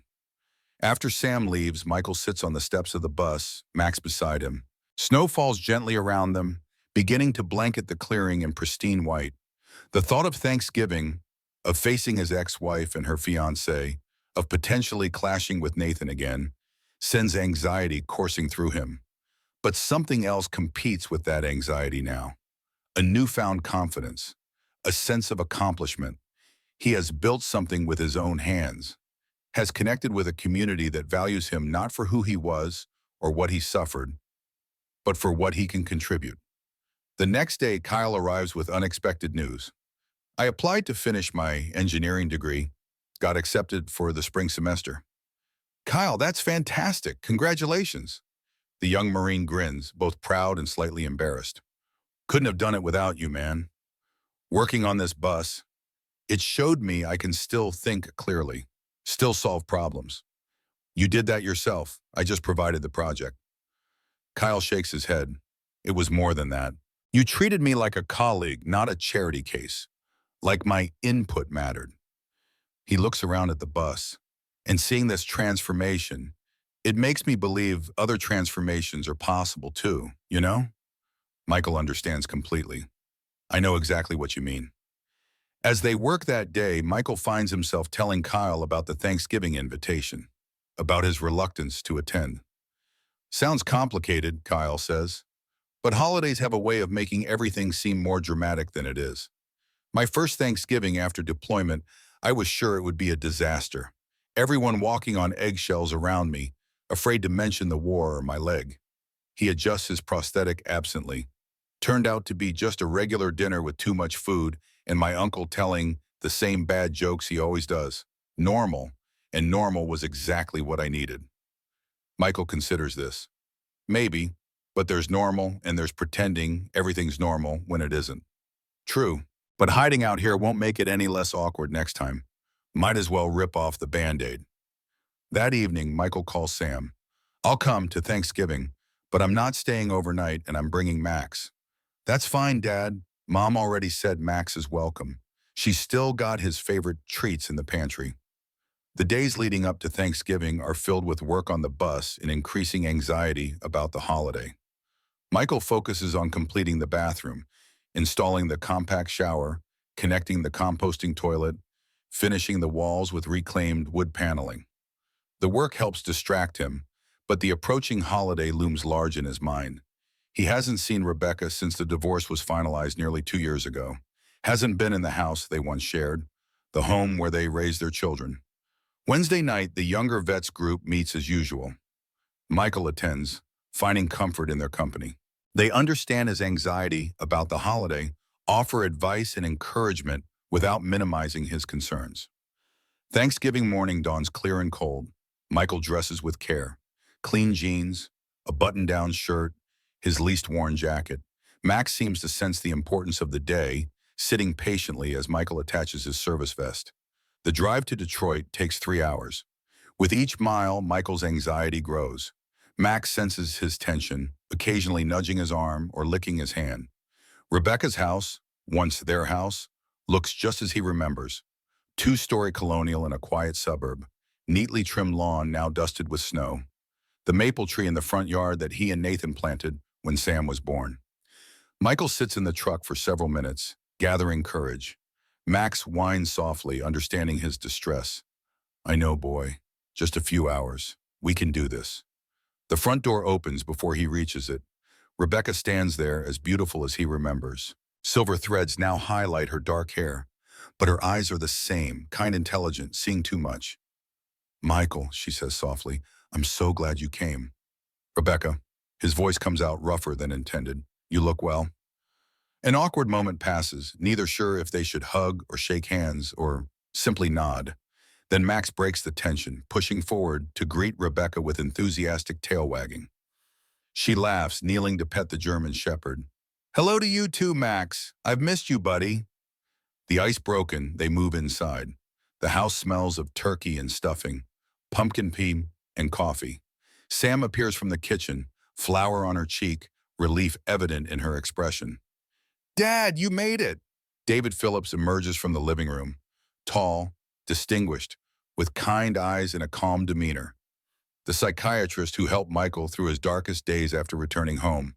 The man who will soon marry his ex-wife. Michael, it's good to see you. He extends his hand. Michael takes it, forcing himself to meet the other man's eyes. David? Another awkward silence, then David says, Sam's been telling us about your project. Converting a school bus? Sounds fascinating. It's coming along. Michael is surprised to find he can speak about it without resentment. Better than I expected, honestly. I'd love to hear more about it. I've always been interested in alternative housing designs. The conversation shifts to safer ground, the technical challenges of the conversion, the support from the rural community, the progress made in just a month. David's interest seems genuine, not clinical or patronizing. Nathan arrives 20 minutes later, his girlfriend Sophia in tow. His greeting to Michael is stiff but not hostile. Sophia, a marketing executive with a warm smile, helps ease the tension with questions about the bus project that sound genuinely interested rather than politely obligatory. Dinner itself is a masterpiece of Rebecca's culinary skill. Turkey, stuffing, mashed potatoes, 3 different vegetables, homemade rolls. The conversation flows more easily than Michael expected, focusing on neutral topics. Sam's research, Nathan's latest project, local news. Max lies under the table at Michael's feet, occasionally accepting discreet treats from Rebecca. His presence is a constant comfort, a grounding force when memories or emotions threaten to overwhelm. After dinner, as Rebecca and Sophia clear the table, David approaches Michael.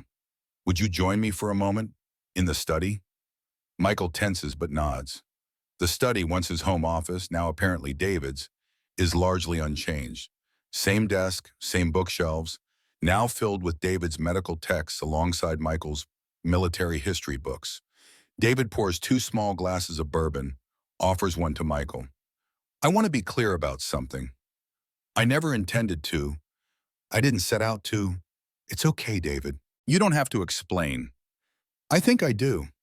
David sits, gestures for Michael to do the same. When Rebecca and I reconnected, you and she had been separated for over a year.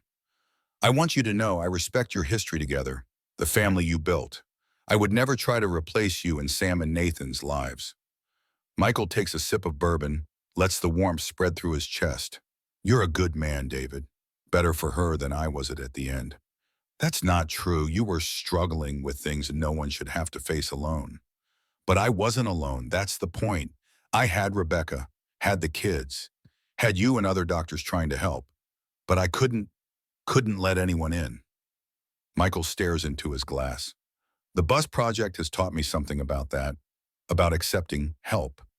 David listens with professional attention, but also genuine interest. Sam mentioned you have connected with a community up there, found support outside traditional channels. Different kind of support, practical, mutual. Not one person fixing another, but people building something together. David nods thoughtfully. That makes a lot of sense, actually.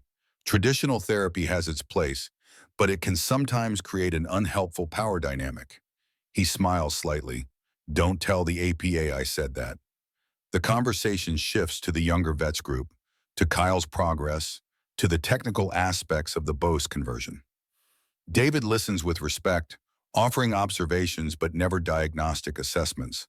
For perhaps the first time, they speak as equals rather than doctor and patient. When they rejoin the others for dessert, Michael finds the atmosphere has shifted subtly. The initial tension has dissipated. Nathan engages him in conversation about the structural challenges of the bus conversion.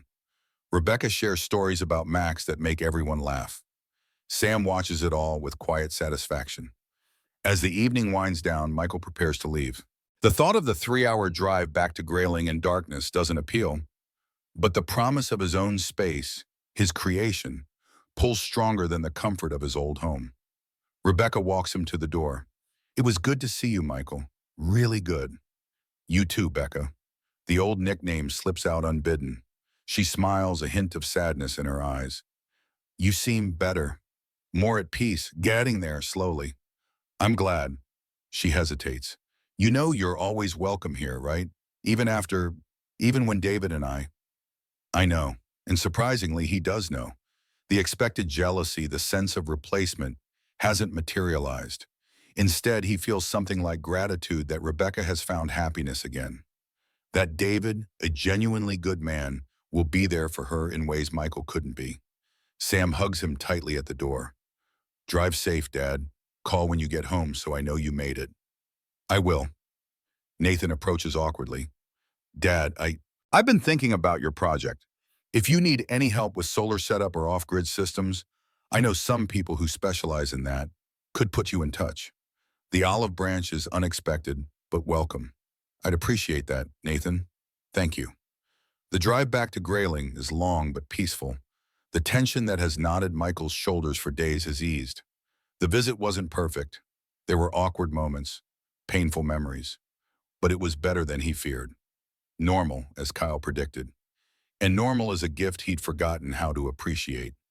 As he turns onto the gravel road leading to his property, a sense of homecoming washes over him.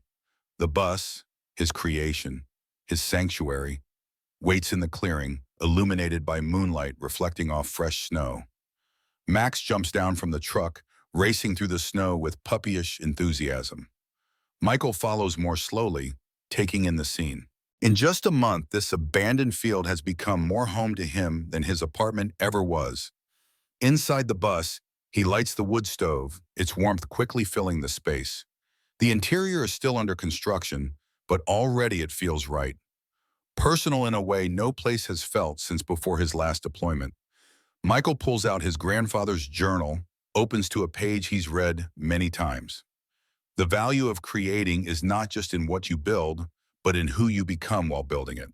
The patience learned through careful measurement, the resilience developed through mistakes and adjustments, the hope invested in each nail driven, each board placed. These are the true products of craftsmanship. Not just the object created, but the creator transformed.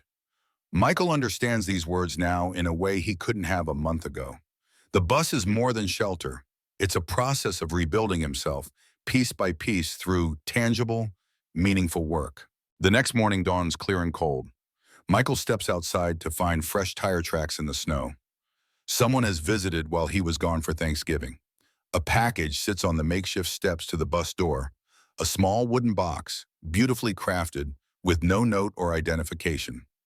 Michael brings it inside, examines it carefully. The craftsmanship is exquisite. Dovetail joints, hand-rubbed finish, brass hinges. Inside, nestled in velvet, lies a set of precision woodworking tools, master-quality chisels, each handle uniquely carved. He recognizes the workmanship immediately. These are Thomas's tools, personal tools, lovingly maintained, the kind a craftsman normally bequeaths to his son or apprentice. Michael holds one of the chisels, feeling the perfect balance, the quality of the steel. The gift represents more than just tools. It's an acknowledgement, an acceptance into a lineage of craftsmen, a blessing on his journey of rebuilding. As December progresses, work on the bus continues. The interior takes shape, custom cabinets installed, countertops fashioned from reclaimed butcher block, walls paneled with wood salvaged from barns and old buildings.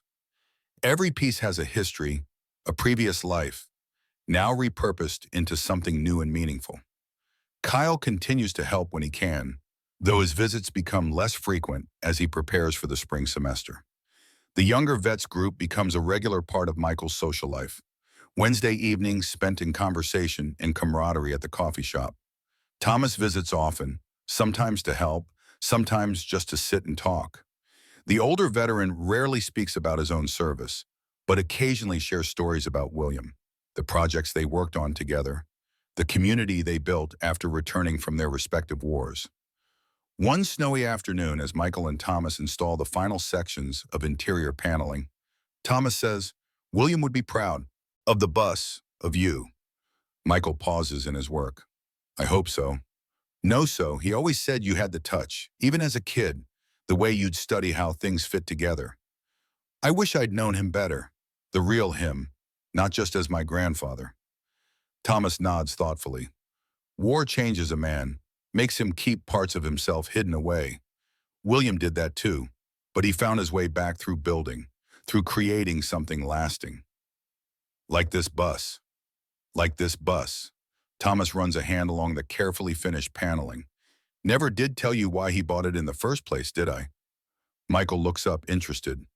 "I assumed it was just a conversion project, something to work on." Thomas shakes his head. "Was more than that. William had this idea, veterans helping veterans. Mobile workshops that could travel to rural areas, teach skills, help with home repairs for those who couldn't afford it, especially disabled vets. That's remarkable. I had no idea." Project was ahead of its time, funding fell through, but William never gave up on the concept, kept working on this bus, planning to finish it someday. Michael absorbs this information, seeing his grandfather in a new light, not just a skilled craftsman, but a visionary, someone who understood the healing power of purposeful work, of community, of service. "Why didn't he ever tell me about this?" Thomas shrugs. "Some dreams you hold close. Protect them until the time is right." He looks at Michael meaningfully. Maybe he was waiting for the right person to carry it forward. The conversation stays with Michael long after Thomas leaves. The idea that his project might be more than personal shelter, might be the continuation of his grandfather's vision, resonates deeply. That evening, Michael pulls out his laptop, a recent purchase to help with ordering supplies, and begins researching. Veterans programs, mobile workshops, skill training initiatives. The concept his grandfather envisioned 50 years ago is even more relevant today. Michael begins sketching ideas, expanding on William's blueprints. Not just one bus, but potentially a fleet. Not just housing, but mobile classrooms, workshops, medical facilities. A way to reach veterans in isolated rural areas, offer skills, training, community, purpose. He's so absorbed in his planning that he doesn't notice the approaching vehicle until Max barks. Headlights cut through the early winter darkness. Nathan's black pickup truck appears through the falling snow. Michael steps outside, surprised. Nathan emerges from the truck, bundled against the cold. "Sorry to drop in unannounced," he says. "Was in Traverse City for a meeting. Thought I'd swing by on my way back to Detroit." "No problem. Come in." Nathan follows Michael into the bus, stopping in amazement just inside the door. The transformation since his last visit is remarkable. What was once a shell is now a nearly complete tiny home. Custom woodwork, efficient design, beautiful functional spaces. "Dad, this is incredible. I had no idea you could do work like this." "Neither did I, to be honest." Michael gestures to the small seating area. "Coffee?" Nathan sits looking around with growing appreciation. "The craftsmanship is amazing. These cabinets, they look professional." Thomas, the older veteran I mentioned, he's been teaching me. And I've discovered I've got some of Grandpa's talent after all. They talk for a while about the technical aspects of the conversion, the solar system, the water collection, the wood stove heating. Nathan asks intelligent questions, offers suggestions about energy efficiency. The conversation is easier than it's been in years, focused on practical matters rather than Michael's condition or Nathan's concerns. Finally, Nathan says, "I owe you an apology, Dad. I've been trying to fix you, like you were a problem to solve." Michael is taken aback by the directness. "You were trying to help, in your way. My way wasn't what you needed. I see that now." Nathan gestures around the bus. This is what you needed, to build something, to have purpose. It's been good for me, Michael acknowledges. Better than I expected. Nathan hesitates, then pulls out his phone. I've been doing some research about veterans programs, alternative approaches to PTSD treatment. There's some interesting work being done with meaningful occupation as therapy, building things, creating things. He shows Michael several articles, studies about the therapeutic benefits of craftsmanship, of purposeful physical work. Michael is surprised, not just by the research, but by Nathan's interest in it. This is what you're doing here, Nathan continues. Not just building shelter, but rebuilding yourself. And I didn't see it. I was so focused on traditional treatment models, on getting you fixed according to some standardized plan. You were worried, you wanted to help, but I wasn't helping. I was imposing my solution without understanding your needs. Nathan puts his phone away. I'm sorry, Dad, really sorry. The apology, so unexpected, leaves Michael momentarily speechless. The gulf between them, widened by misunderstanding, by different approaches to problem solving, suddenly seems narrower. Thank you, he says finally. That means a lot. They talk late into the night. Nathan shares his concerns about his company's direction, his doubts about whether the work is meaningful. Michael listens, offers perspective, without judgment. It's the most open conversation they have had since before Michael's last deployment. When Nathan prepares to leave, declining Michael's offer to stay the night, he pauses at the door. What you've built here, it's not just a home, it's a testament to resilience, to the power of creation over destruction. He meets his father's eyes. I'm proud of you, Dad. The words hit Michael with unexpected force. Pride, not concern or worry or pity, from his son. Acknowledgement of his accomplishment, his journey. Thank you, son. After Nathan leaves, Michael sits by the wood stove, Max at his feet. The bus is quiet except for the crackling of the fire, the occasional settling of new wood. Outside, snow continues to fall, blanketing the world in pristine white. Michael pulls out his grandfather's journal, turns to the final entry, written just weeks before William's death. The bus remains unfinished, the dream deferred. But I've come to see that perhaps this was never my project to complete. Some visions skip generations, waiting for the right hands, the right heart. Michael has those hands, that heart. Someday he'll understand what I've left for him. Not just a shelter, but a purpose. Not just a vehicle, but a journey. When he's ready, the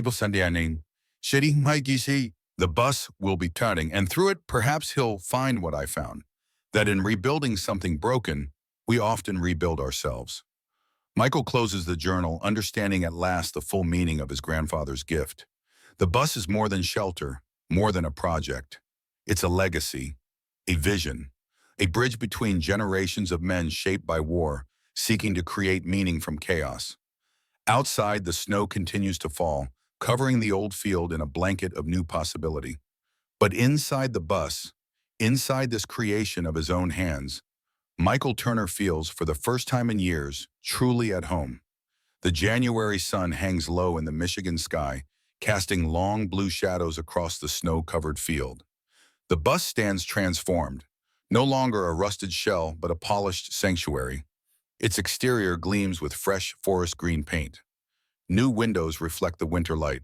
A stone path leads from the gravel road to the wooden steps Michael has crafted at the entrance. Inside, the transformation is even more remarkable. Warm wood paneling lines the walls, each piece hand-selected and carefully finished. Custom cabinets maximize every inch of space. The small wood stove radiates heat. Solar-powered lights illuminate the craftsmanship that has turned this abandoned vehicle into a true home. Michael sits at the built-in desk, surrounded by papers, sketches, and his grandfather's journal. Max lies nearby, content in the warmth. Through the windows, the pristine white field stretches to the edge of the forest, untouched except for deer tracks and the occasional trail left by local wildlife. The past month has seen the completion of the bus conversion. Each system carefully installed and tested: water collection and filtration, solar electricity with battery backup, propane for cooking, wood heat for the bitter Michigan winter, a bedroom with a custom-built platform bed, a compact bathroom with shower, a kitchen with handcrafted countertops, a living area that converts to guest space when needed. But the papers spread before Michael go beyond the bus itself. They outline a vision expanded from his grandfather's original plans. Not just one converted vehicle, but a concept. Mobile workshops, skill training centers, outreach to rural veterans. The seeds planted by Thomas's revelation about William's intentions have grown into something larger, more purposeful. Michael's phone rings, Sam calling for their regular check-in. "Hey, Dad, how's it going up there? Still surviving the polar vortex?" "More than surviving. The insulation works better than I expected. Even at 15 below, the wood stove keeps it comfortable." "That's amazing. I still can't believe you've done all this in just 2 months." "Couldn't have done it without help. Thomas, Kyle, the whole community here." Speaking of community, Mom and David were asking about you. The wedding is in April and they'd really like you to come. "I'll think about it, Sammy. Still feels a bit strange." "I know, but they both specifically asked. David said he'd understand if you'd rather not, but they wanted you to know you were welcome. Tell them I appreciate that, and I really will consider it." "How's the new project coming?" "Nathan mentioned you're expanding the concept." "Working on the plans now. Grandpa had this vision, mobile workshops to teach skills to rural veterans, help with home repairs for those who couldn't afford it. I'm thinking of ways to make it happen." "That sounds incredible, Dad, like a perfect fit for your skills and experience." "Feels right, like something I was meant to do." After the call ends, Michael returns to his planning. The concept is taking shape, but questions remain. Funding, logistics, legal structures. He has the vision, but lacks the business expertise to bring it to reality. A knock at the door interrupts his thoughts. Michael opens it to find Eleanor standing on the steps, arms laden with groceries. "Thought I'd check on you." Roads are finally clear enough after that last storm. Inside, Eleanor looks around with obvious approval. "William would be proud. You've done a beautiful job." "Thank you. Couldn't have done it without your help, everyone's help." Eleanor waves off his gratitude, busying herself with making coffee on the small propane stove. "Thomas tells me you're interested in your grandfather's original vision for the bus, the mobile workshop idea. You knew about that too?" "Of course, I was on the committee. Back when William first proposed it, 1968 or so. The Veteran Craftsman Mobile Outreach Program, he called it." "Committee? I thought it was just his personal project." "Oh no, William presented it to the County Veterans Association. Got preliminary approval too, even had some funding allocated." "What happened?" "Politics. The war was unpopular by then. Funding for veterans programs got cut. The committee disbanded. William kept working on the bus anyway, said someday the time would be right." Eleanor sips her coffee, studying Michael over the rim of her mug. "Thomas says you're thinking of reviving the idea." "Considering it, it feels like the right thing to do with this place. Not just a home for me, but is something that could help others. You'd need funding, organization, business structure. That's the part I'm stuck on. I know construction, military logistics, not business development." Eleanor smiles. "Good thing you've got a community around you then." Kyle's professor at the engineering school has connections to veteran-focused grant programs. Thomas knows every contractor in 3 counties. And I happen to have been the town's bookkeeper for 30 years before I took over the store. "You'd help with this?" "William Turner wasn't just my friend. He helped rebuild my porch when Frank died, refused payment, said it was just neighbors helping neighbors." She sets down her mug decisively. "That's how things work up here. We help each other, build something together." In the days that follow, the project begins to take shape beyond just plans on paper. Kyle brings his engineering professor to see the bus, Dr. Abernathy, a woman in her 50s with practical experience in humanitarian architecture. "The craftsmanship is excellent," she says, examining the interior details. "And the concept has real potential. Mobile workshops could reach veterans in isolated areas, provide skills training, community connection. Exactly what my grandfather envisioned. The university might be interested in partnering on this. We have a community outreach requirement for our grant funding, and several of my colleagues in social work and occupational therapy have been looking for innovative approaches to veteran support." Thomas arrives with 3 other men from the Legion Hall, contractors, builders, all veterans themselves. They tour the bus, ask questions, offer suggestions. Their practical knowledge helps refine the vision.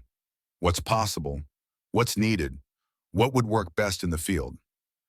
Eleanor brings legal forms, helps Michael establish a nonprofit organization. Turner Veterans Mobile Outreach.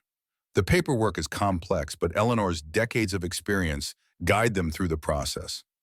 Word spreads throughout the small community. Veterans stop by to see the bus, share their stories, offer support. Some volunteer skills, electrical work, plumbing, marketing. Others donate materials or equipment. The project, still just in the planning stage, already builds the very community it aims to serve.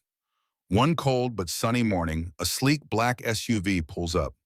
Nathan steps out, followed by 2 men in expensive winter coats.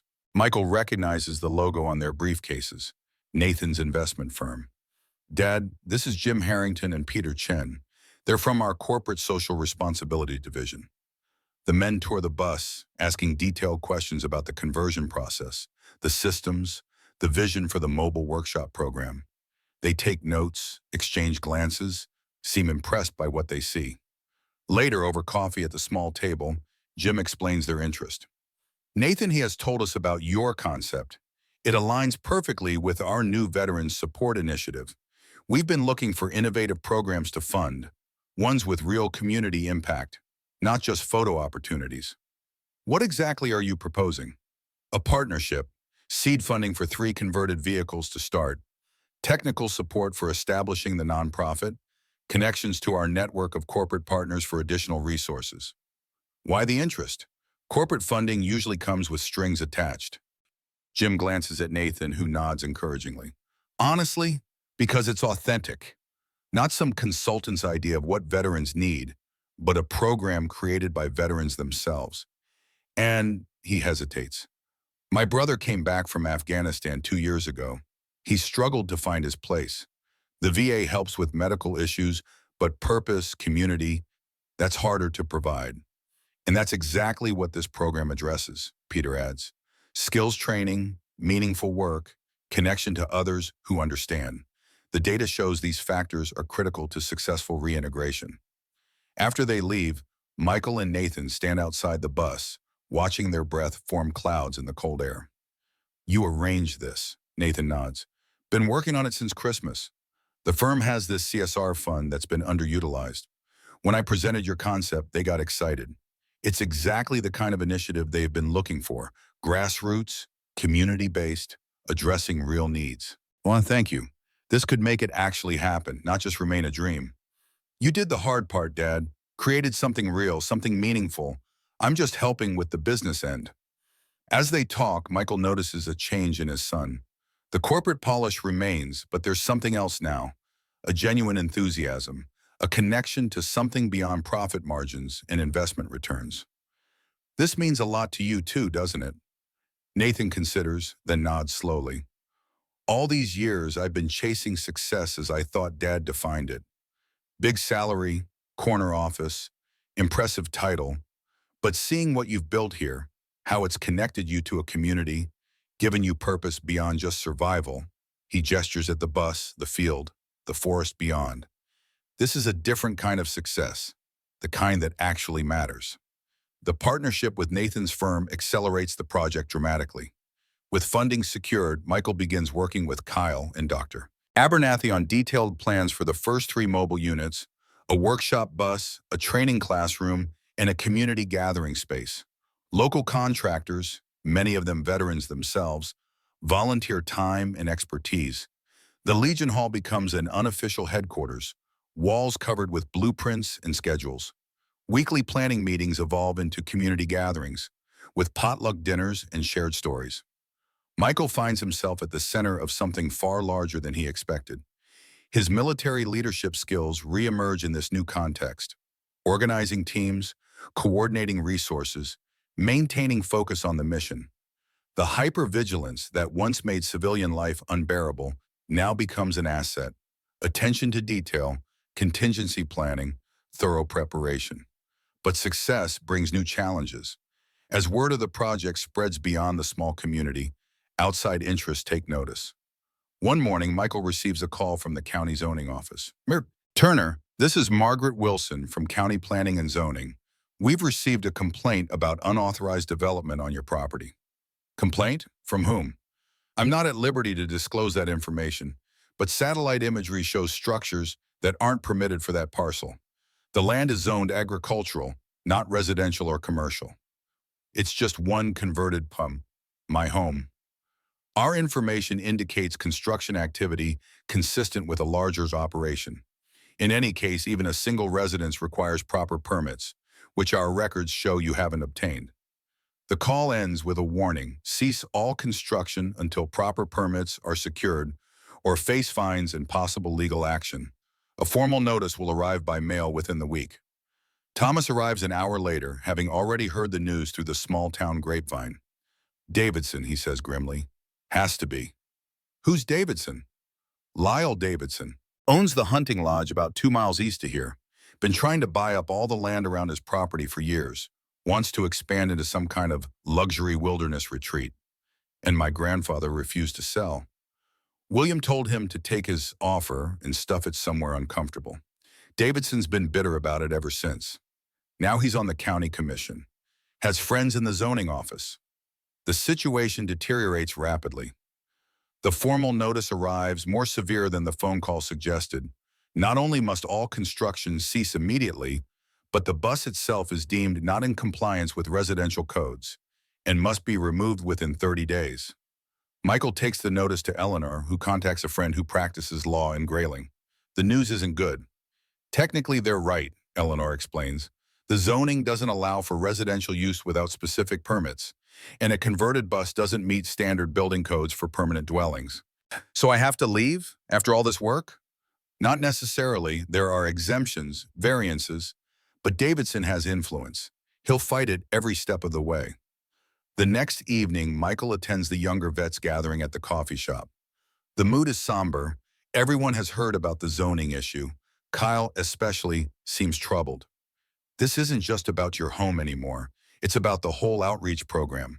If they can shut down one converted bus, they can prevent the entire project. We'll find a way around it.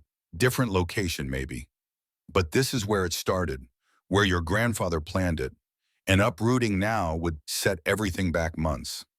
As they talk, the door opens and a man enters. Tall, expensively dressed, radiating authority.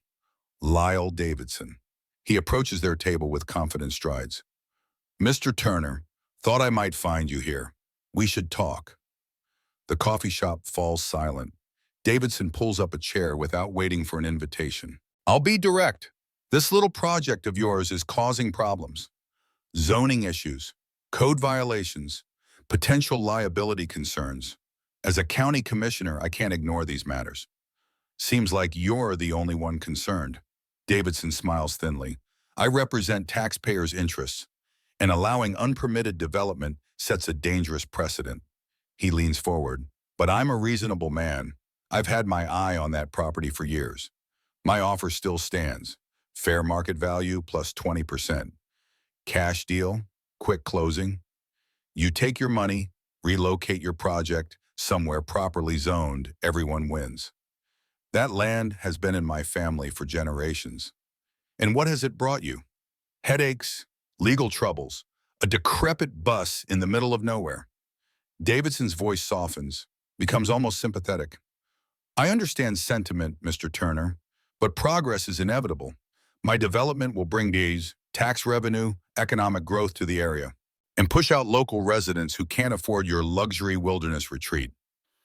Davidson's facade of reasonableness slips slightly. The county hearing is next Tuesday. I strongly suggest you reconsider my offer before then. The commissioners take zoning violations very seriously, especially when public safety is at risk. After he leaves, the coffee shop erupts in angry conversation. Kyle's expression is thunderous. That guy's unbelievable, acting like he owns the whole county. In some ways, he does, says the coffee shop owner, joining their table. He's bought 3 properties on Main Street already, doubled the rent, forced out local businesses. We can't let him win, Kyle insists. Not just for your home, but for what it represents. A veteran building something meaningful, creating a program to help others. That's exactly what this community needs more of, not less.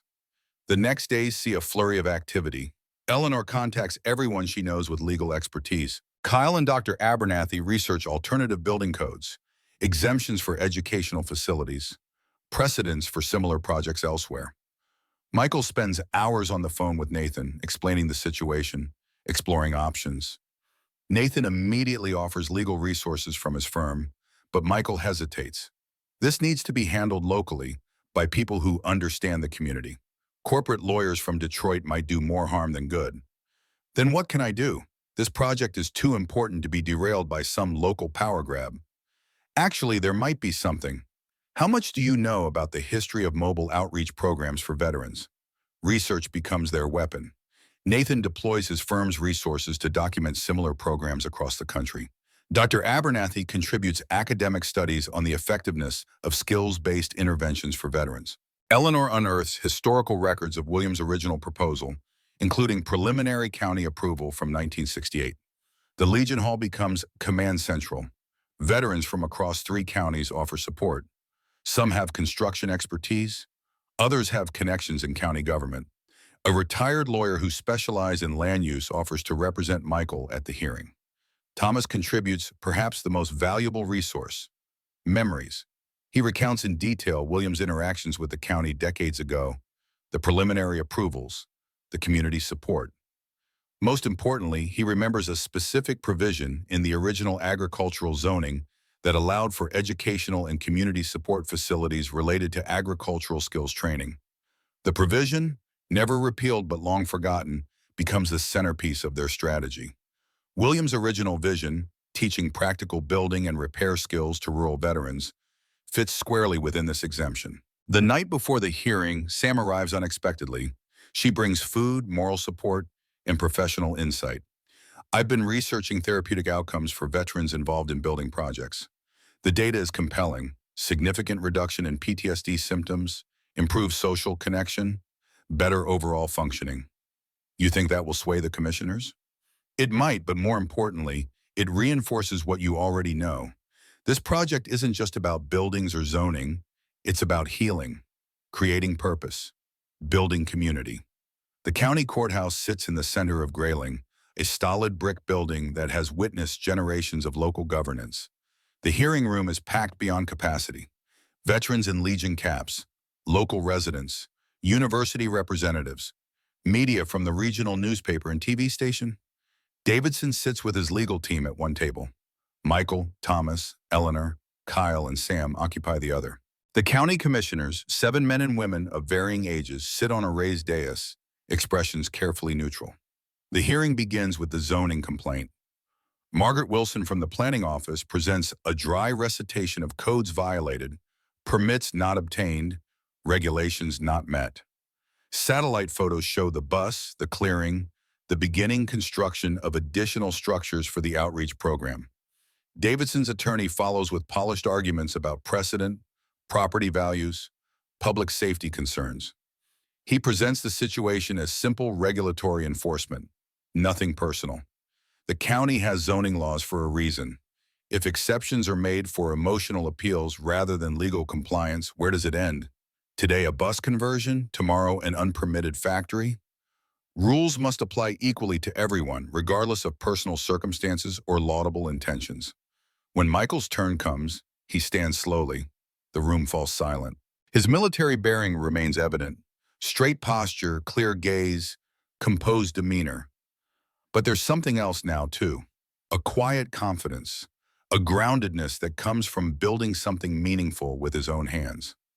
I'm not here to argue against zoning laws or proper regulations. They serve an important purpose, but I am here to remind this commission of a provision already in your code, one specifically designed for projects like ours. He presents the forgotten exemption for agricultural skills training facilities. Thomas testifies about Williams' original proposal, the preliminary approvals granted decades ago. Dr. Abernathy explains the educational components of the mobile workshop program. Veterans from the community speak about what the project means to them. Not just services received, but opportunities to contribute, to rebuild purpose after military service. Sam presents the research on therapeutic outcomes. Nathan, arriving midway through the hearing, contributes data on economic benefits, jobs created, skills developed, property improvements that enhance rather than diminish local values. Throughout, Michael emphasizes that this isn't just his personal crusade. It's the revival of his grandfather's vision, supported by a community, meeting real needs that existing programs don't address. This project isn't about bending rules or seeking special treatment. It's about recognizing that your own zoning code already allows for exactly this type of educational outreach. It's about honoring a vision that began in this county 50 years ago, a vision to support veterans through practical skills and community connection. The commissioners ask questions, some skeptical, others genuinely curious. The dialogue continues for hours. Davidson's team responds with technical objections, legal precedents, procedural arguments. As the hearing nears its conclusion, an elderly commissioner who has been largely silent speaks up. I knew William Turner, served with him on the original Veterans Committee back in '68. He was ahead of his time with this mobile workshop idea. Shame it never got off the ground then. He looks directly at Michael. Your grandfather was a good man. Built my porch steps when arthritis got too bad for me to fix them myself. Wouldn't take a dime for it. Davidson's attorney attempts to redirect the conversation back to zoning technicalities, but the mood in the room has shifted. The human element, the connection to local history, to community values, has emerged from beneath the legal arguments. The commission chair calls for a vote. 4-3, they approve a conditional permit allowing the Turner Veterans Mobile Outreach Program to operate under the Agricultural Skills Training Exemption, subject to proper safety inspections and operational guidelines. The room erupts in applause. Davidson and his team exit quickly, faces tight with controlled anger. Michael is surrounded by well-wishers, veterans, community members, supporters from the university. Outside the courthouse, Nathan catches up with Michael. Congratulations, Dad. This is huge. We're not done yet.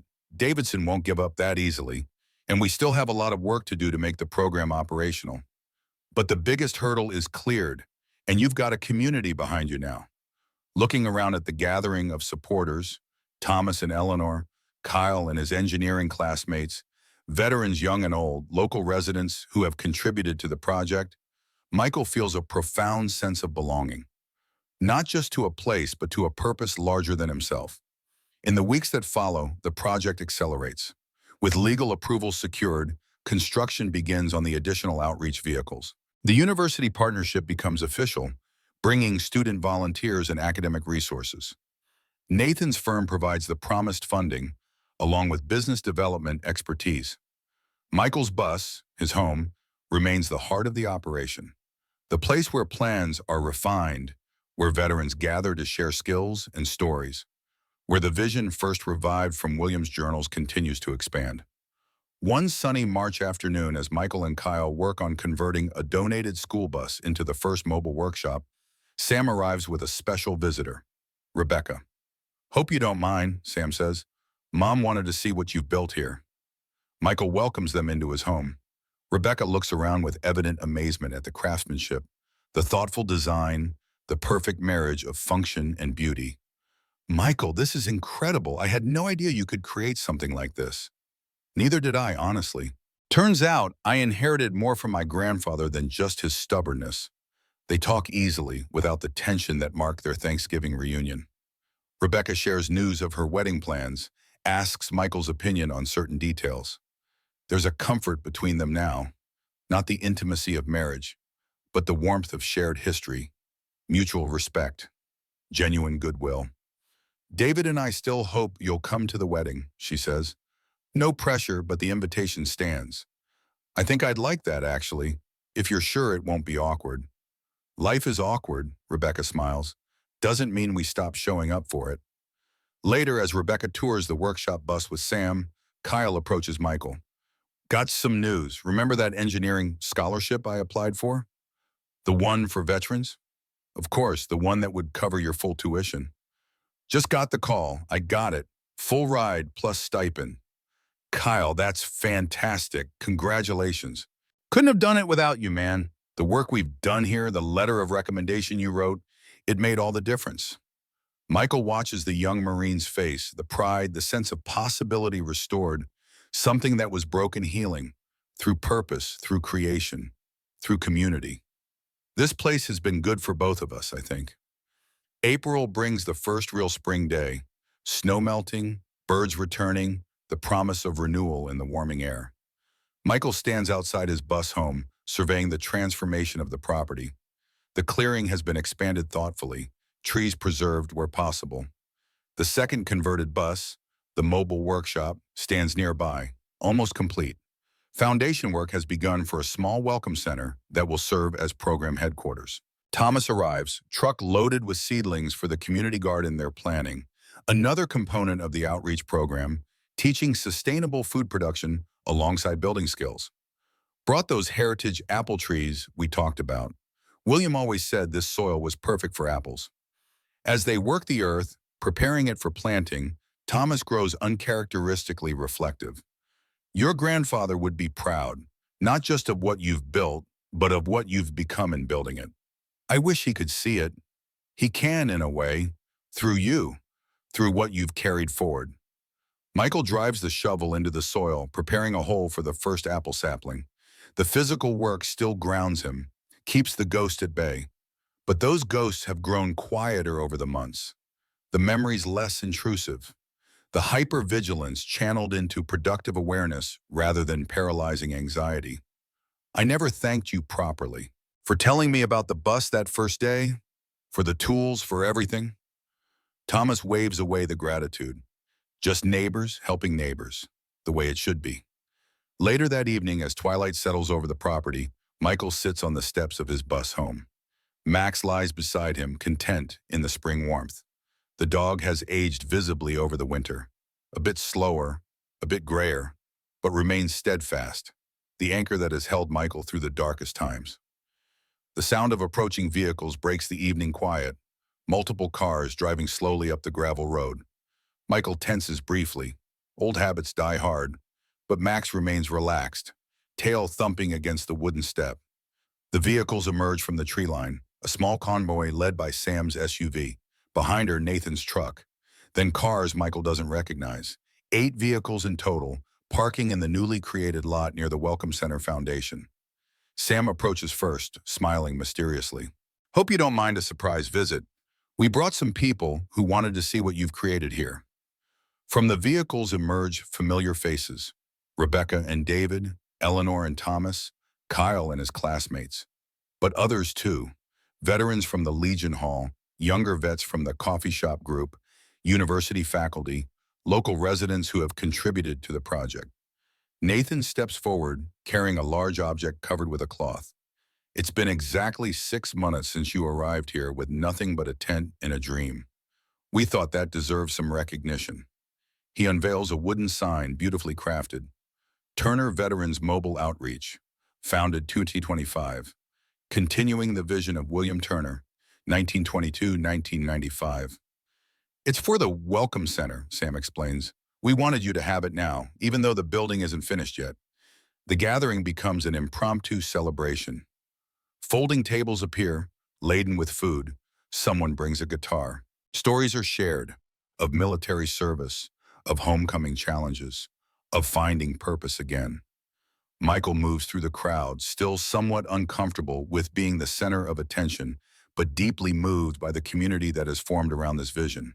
Veterans young and old, academic partners, local supporters.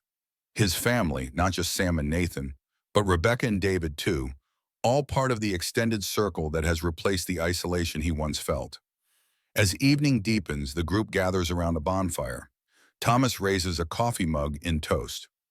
To William Turner, whose vision waited 50 years for the right hands to bring it to life. And to Michael, Eleanor adds, who found his way home by building something for others. The firelight illuminates faces. Kyle, excited about returning to engineering school while continuing to work on the project. Sam, proud of her father's transformation. Nathan, finding meaning beyond corporate success. Rebecca and David, supportive in their new roles. Thomas and Eleanor, elders who preserved the community's history until Michael was ready to receive it. Later, as the gathering winds down and people begin to leave, Michael walks with Sam to her car. You organized all this, didn't you? It was a group effort. Everyone wanted to celebrate what you've accomplished. What we've accomplished. I couldn't have done any of this alone. That's the point, Dad. You're not alone anymore. You've built more than just a home or a program. You've rebuilt connections to family, to community, to purpose and to human. After everyone is gone, Michael returns to his bus, his home. The craftsmanship that once seemed beyond his capabilities now surrounds him, tangible proof of what's possible when purpose guides the hands. His grandfather's journal sits on the small shelf he built specifically to hold it, a bridge between generations of men who found healing through creation. Outside, the apple saplings stand in freshly turned earth, promise of future harvests. The framework of the Welcome Center rises against the backdrop of forest. The second bus waits, nearly ready for its mission of outreach and education. Michael steps inside, followed by Max. The dog settles in his favorite spot by the wood stove, now unnecessary in the spring warmth, but still the heart of the home. Michael runs his hand along the wooden counter he crafted, feeling the smoothness of the finish, the solidity of the construction. From broken veteran to builder, from isolation to community, from surviving to creating. Through the windows, the full moon illuminates the clearing, casting silver light across the field where 6 months ago he arrived with nothing but desperation and a loyal dog.